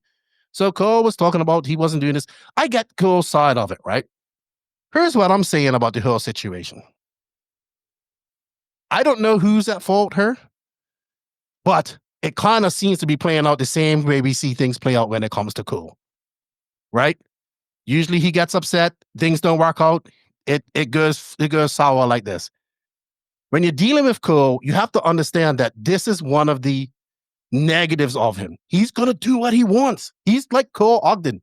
Nobody can really control him, and that's what I think this came down to: a power struggle of the team manager who was friends with Cole and thinking that he can keep him in line and keep him going. And Cole, you can't keep me under control. I'm going to do Cole Ogden things. That's the risk you take with Cole Ogden. Now, to say Cole Ogden is a bad representative for a company and all that stuff, that's not true. That's not fully true, because Cole's done a lot of good things for people. He helps people out. He does all that type of stuff. He's done a lot of cool, good things for people. He has done amazing things with RC cars. But here's the thing. Not everybody can do this for a living. Right? There's very few people that can do this for a living. You got another lease on life. You got another opportunity to do something that people are out there fucking grinding to do. Guys are out there making $500 a month, living in their parents' basement because they're young and they can do it to be a professional RC car driver. This is the truth of RC car driving. There's only a few people that make a lot of money comfortably, and then everybody's fucking scrambling just to make ends meet. That's why you see these guys are young. Aiden Horns, Grayson Fullers. They don't really have any responsibility. They can work for very little money and chase their dream. So Cole, instead of having all this infighting, right? I get it, things go wrong. This is where Cole has to step up as a senior driver. Instead of fighting it, and like, you got to work with this guy, right? Because you're the senior driver. You're older than Wilson. You're older than Jones. You've been around. You've done this. Like, the whole thing with Sparko is new, like fresh. They got a lot of new people in there. They don't, it's a whole new thing. RC business is weird. So in the end, this ends up with Cole getting fired for, I heard he had an argument with the team manager in the pits at DNC, and things just go sour. He says that didn't happen. So just to clear that up. Yeah, he says it didn't happen, but I heard it happen. Like, it was a shouting match, like people that were there. Right? I don't know I don't know what was said. I don't know what was happening behind us, but obviously this relationship went sour. And when things like that happen, both people are at fault. This man took a chance on Cole Ogden to bring him in on the team and give him a job and let him race RC cars because he believed in him. Cole got another chance. Did he make the best up? Did he make the best out of it? Obviously not. At this point, you put your head down. You go out there. You show the world. I think Cole is one of the most talented drivers in the world, but it always seems to come around to something like this at the end. And I get it. That's a risk you take with him. But at some point, you gotta just do your job, right? And think about it. If you was working in a real job, could you fuck off? Could you get in an argument with your manager, underperform, and just act like that and still have a job? No. So what's the difference in RC? Yeah, and I do want to say this because I know when you go on your rant like that, there's a lot of people who they've probably met Cole only locally on the East Coast who don't really see him how he's outside of other places. Because I've actually never met him on the East Coast. I don't know how he does on that area. I've met him on multiple international races, and pretty much exclusively he's not really the poster child of any brand. And I'm not talking about drink, whatever. I'm talking that, first of all, he's kind of a pain in the ass on the track. He's a hothead. He's a hothead on the track. He's not really nice to race with. Then, definitely not really a workable guy in the pits. From what I've personally heard, and well, you've also had some experience with him in RCGP, but I think he was at his best. Yeah, he was at his best, but still, even then, there He's was cool. a lot of and I've seen with my own eyes and heard with my own ears, like already then there were similar issues. For example, one round of the race, he had just informed the team that he did not want to show up because he didn't like the racing. Which sure, at that time HP was fine with it. But you're like the second best driver of the team. You were expected to run, and you just tell your employer that, hey, I don't want to come because I don't feel like it. Fine, I guess then it was fine, sure. And then on the track, or at the track, I don't know how to put it nicely, but he's not he doesn't come off as a very considerate person. Well, look, Cole Ogden has built up this image, which I love. He's the people's champ. Beast of the East. I love all of that. He gets into all of that, and I like that. But I will say this: when Cole Ogden was with Ronafalk and Bartine on the HB, that's when he was at his best. He was focused. He was doing things, because Ronafalk kind of, He kind kept of him took in him out check, of for sure. right. And I'll never He forget. kept him in check. I'll never forget when Ronafalk finally left HB. We was talking, and he goes, "Well, let's see if Cole can step up and be the number one driver, right, at HB, which is a lot of pressure. Going from that second driver to that top driver is a lot of pressure. And this is, I think, a role that Cole kind of struggled with, right? Because he has to balance I'm the people's champ, and I got to hang out and do that because I like that, and that's fun, and that's what people like me. That's what people like about me. But how do I do that and be a top tier driver at the same time? And you just can't, right? You can't do both of them. And we've said it before. We think that his partying and all that type of stuff has been a big reason with his results. And you ask anybody that does Cole Ogden, they'll say the same thing, right? We're not talking about that he's not a good person or he doesn't do all this type of stuff, but that's his image, right? And that's fine. That's his image. Companies have to know that getting in.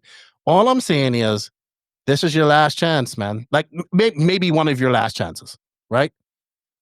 This shouldn't even have happened. This shouldn't even have happened. I'm not surprised that this happened. Yeah. I'm surprised that it happened so quickly. Yeah, I think the big issue is that I think most people know what it's like. Like if you've been around the East Coast scene for a long time, I bet a lot of people know what he's been like for 10 years now. And Well, a lot of people like that, dude. A lot of people like that and party with him and hang out because it's a party for a lot of people. Sure. I mean, it is. But then again, if you're trying to make a business that makes money, how do you put that in there? You're gonna piss off a lot of people, and then at the end, who's gonna be with you? And think about this. Think about the manufacturer that spent all the money to get him out there, right? Yeah. And then this, like, they're having dissension. They're fighting. In the C-Main, has a good run in the E-Buggy. Like, I don't know if he hung out, and I don't think he did, right? I know he hung out. Like, look, dude, at DNC, it turns up even more. It turns up even more. Nobody cares about if he hung out for a few drinks. That's not the issue. That's never been an issue with anyone, because Mayfield probably drinks more beers than anyone at these races. Yeah, but that's not. I know.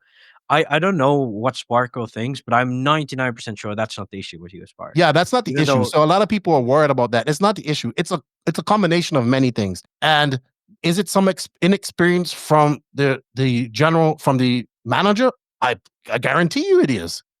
Is it some fault of Cole? Absolutely, because he should know better. He's been doing this long enough. And I kind of think when you have that last chance, there's guys out there that would love to have that chance, right? Getting a decent wage, doing this again, being a senior driver, like the number one, like he kind of inherits that number one driver as being the most experienced at this. Instead, like this all should have worked out. They should have been working together to make sure that Sparko as a whole was doing better.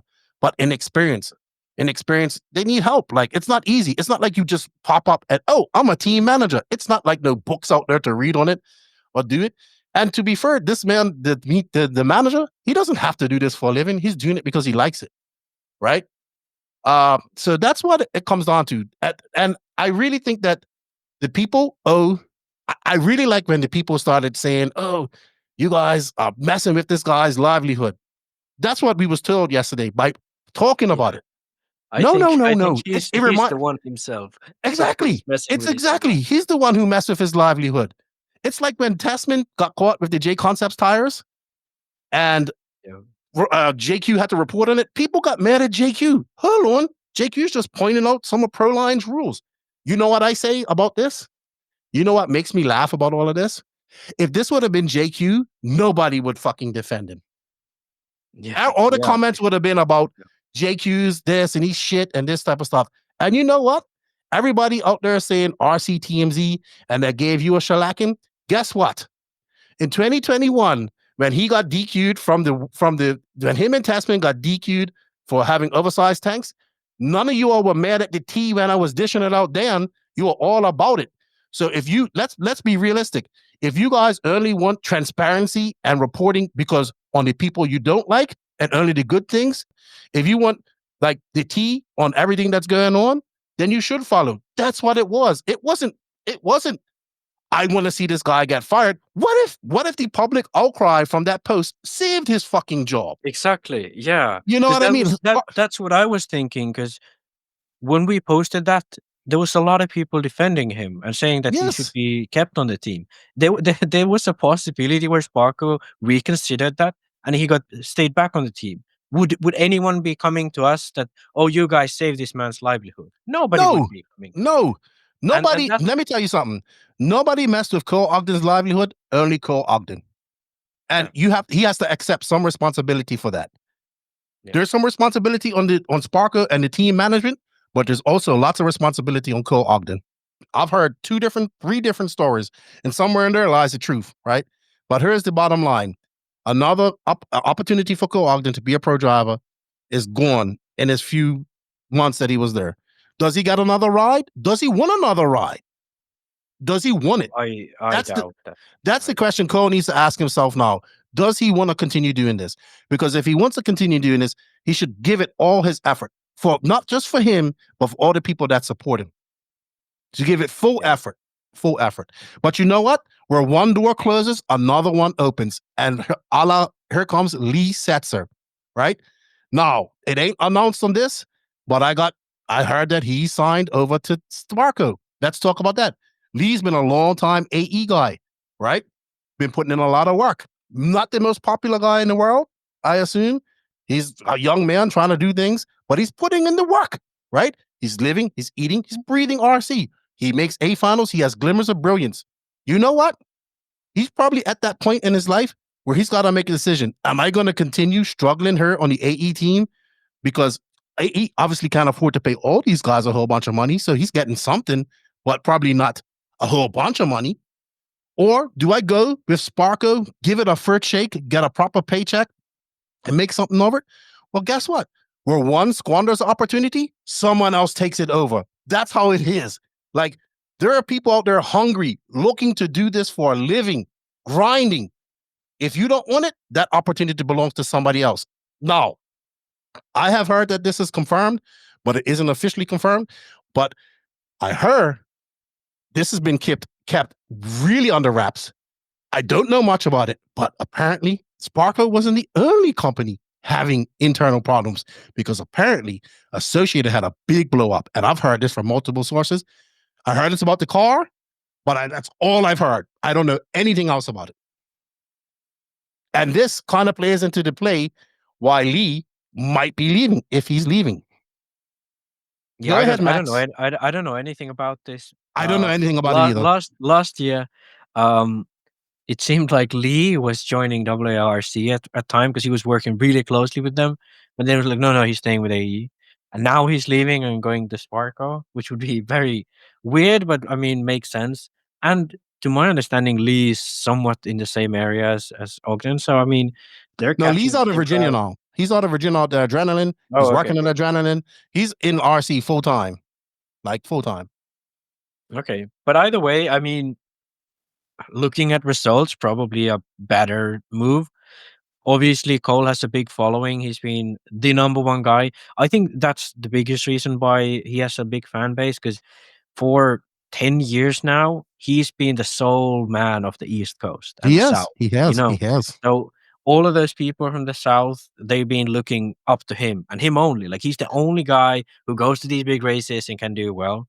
And I mean, I get it. I get that. But, times change, people change. And maybe one of these days it's going to be someone like Lee Setzer or Jonah one of these Wilson. other Jonah Wilson, yeah. Look, man. It's pretty simple. This is no different from your real job. If you get in fights with management and you're going to be a pain in the ass and you don't perform, eventually you're going to get fired. That's it. Yeah.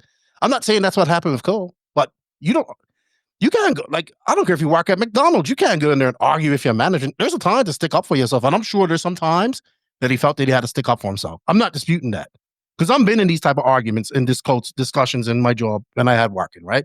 Nothing's white and black. Nothing's black and white, sorry. And I just feel like, wow, a wasted opportunity for him to do something like, for him to, I'm not saying he can't redeem himself, but it's going to be hard for him to get a full ride. I It's gonna be think hard. like especially because this is not the first time when things like this happen with Cole. You know, even Kenny Johnson from MKS, he was on Facebook saying like Cole was hard to work with before, but I've gotten him somewhat under Yeah, his wrap. I'm not saying that he hasn't gotten better, or Yeah. he you know, or nothing like that. But man, like I just I'm like I just think that the guy's got talent. Like I've seen the guy do amazing things when he wants to, and it's just sad to see like this situation end up like this, like squandering it away, right? So he has to accept some responsibility for that, you know. And people that are out there giving Sparko a shellacking, yeah, I get it. You're all pissed off, but you know what? Sparko's gonna be all right. They got Jonah Wilson, they got fucking Tyler Jones, and they got now Lee Setzer and all the guys. They're all right. They'll be all right. They'll be all right. Right now, you know, Lee Setzer gets a good opportunity to actually step up and be a senior driver in a small team. Mhm. That's now it's his time to shine. Can he do it? This is his chance. Yeah. We'll see. And one thing as well, because a lot of in the comments was like, "I'm never going to buy a Sparko."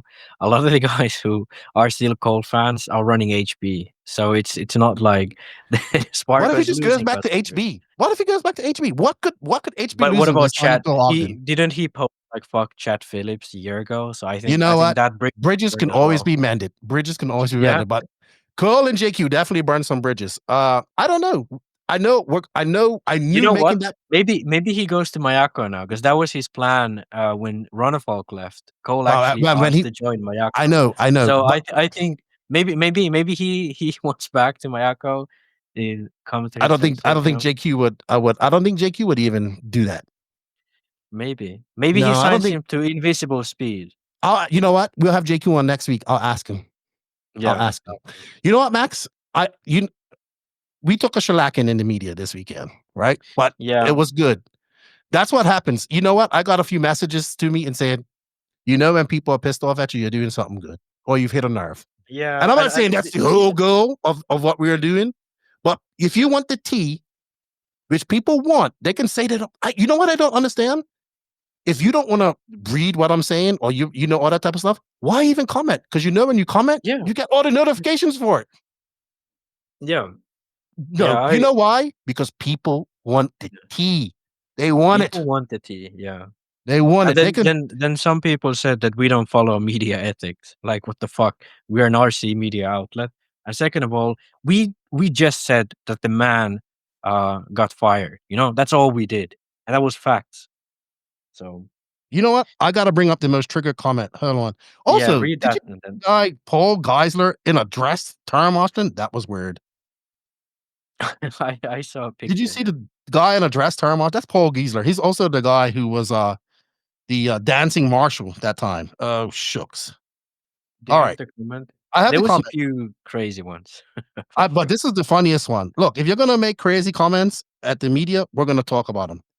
Meaning talks about all the tea between Robert and JQ. That was some good tea as well. I think RC Racing TV is making a beef history about it. They did. All right, so here's the most triggered comment. We're gonna leave this on this. I'm not gonna say his name. Cole has done more for the hobby than your podcast ever will. It's obvious you want this to be true, so you can pat yourself on the back, being the first to report it. Have some respect for the people who made a decision to do this for a living and not report rumors. You're riding their coattails for financial or celebrity status. So just be positive. I'm done with you. He then backs this up with, this is when I knew, okay, this is fun. I'm trying to find it. So he replies to somebody because you was called, I love that you played with this because you was called the Grand Oz of this, right? So he goes, if he's the Oz, he has no heart, he has no courage, and far from wise. Opportunist he is, as Yoda would say. That guy, dude, you won the comments. That was fucking awesome. Well done. Well done. You won the most triggered comment of the month. That was awesome. That was awesome.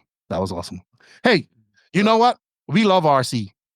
And we love apparently we're tearing it apart too. Apparently we're tearing it apart. Yeah. Apparently we are. You know what? that was a great recap of DNC. Congratulations to Techno RC for all their wins.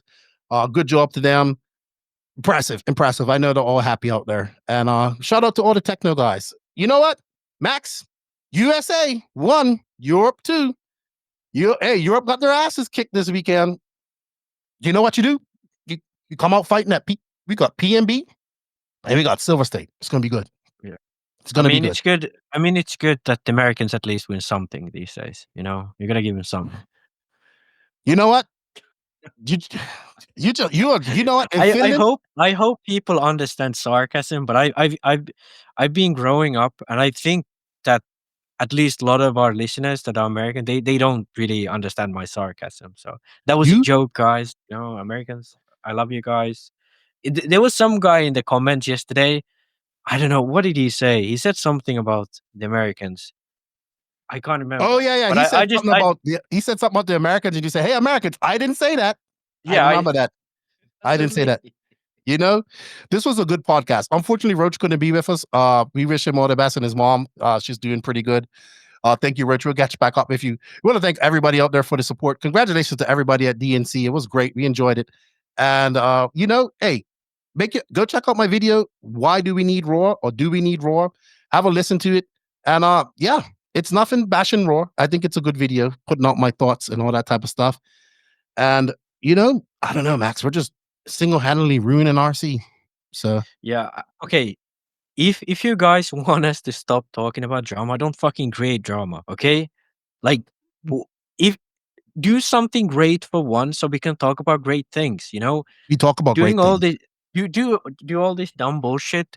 Like, we spend most of this podcast on DNC, but there's just so much drama. Like, we have to talk about it. You know, like the intro you said, you have to talk about it. Like, hey, do we just brush it to the side? Oh yeah, nothing happened. You know what? Like, if we did that, RC wouldn't have been changing over the last years, because that's what everybody used to do. Brush it under the carpet. Guess what? When you're watching ESPN and all these things, you want all the tea. You want to know how much they make. You know what? Look, I would never divulge into any of these guys' private life, because that's their life, right? Yeah. But they're the superstars of RC, and they understand that that's part of it. Like, you know, so there's no offense to Cole Ogden. There is disappointment in this case, for him probably not making the best out of his opportunity, I would say. But there's no hard feelings. It's never personal. I mean, except when I get threatened to be not let into the Worlds next year. Yeah, that's personal for Keenan. You know, you gotta let them in. I let it go. I backed off. And I apologize to that person too. And I apologize to that person. Thanks to this drama, we have got maybe the best slogan of the RC world, and it's just one up, and it's like, you know, Sparko slogan. Now, that came from the comments. Just one up. Just one up. Hey guys, we appreciate your support.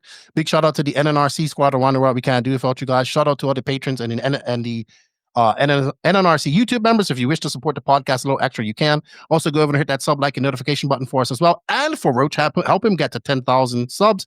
Help us get to 7. Max, thank you. Max is, I don't know, he's going to, I don't know what he's doing. He's tired. He's sick. I hope you get well. I'm glad you made some time. It was 3 hours. You said it was going to be a short podcast, but we had a lot to talk about. You know what? Yeah. Big shout out to all the sponsors and companies that support the podcast. They are J Concepts. Hold on.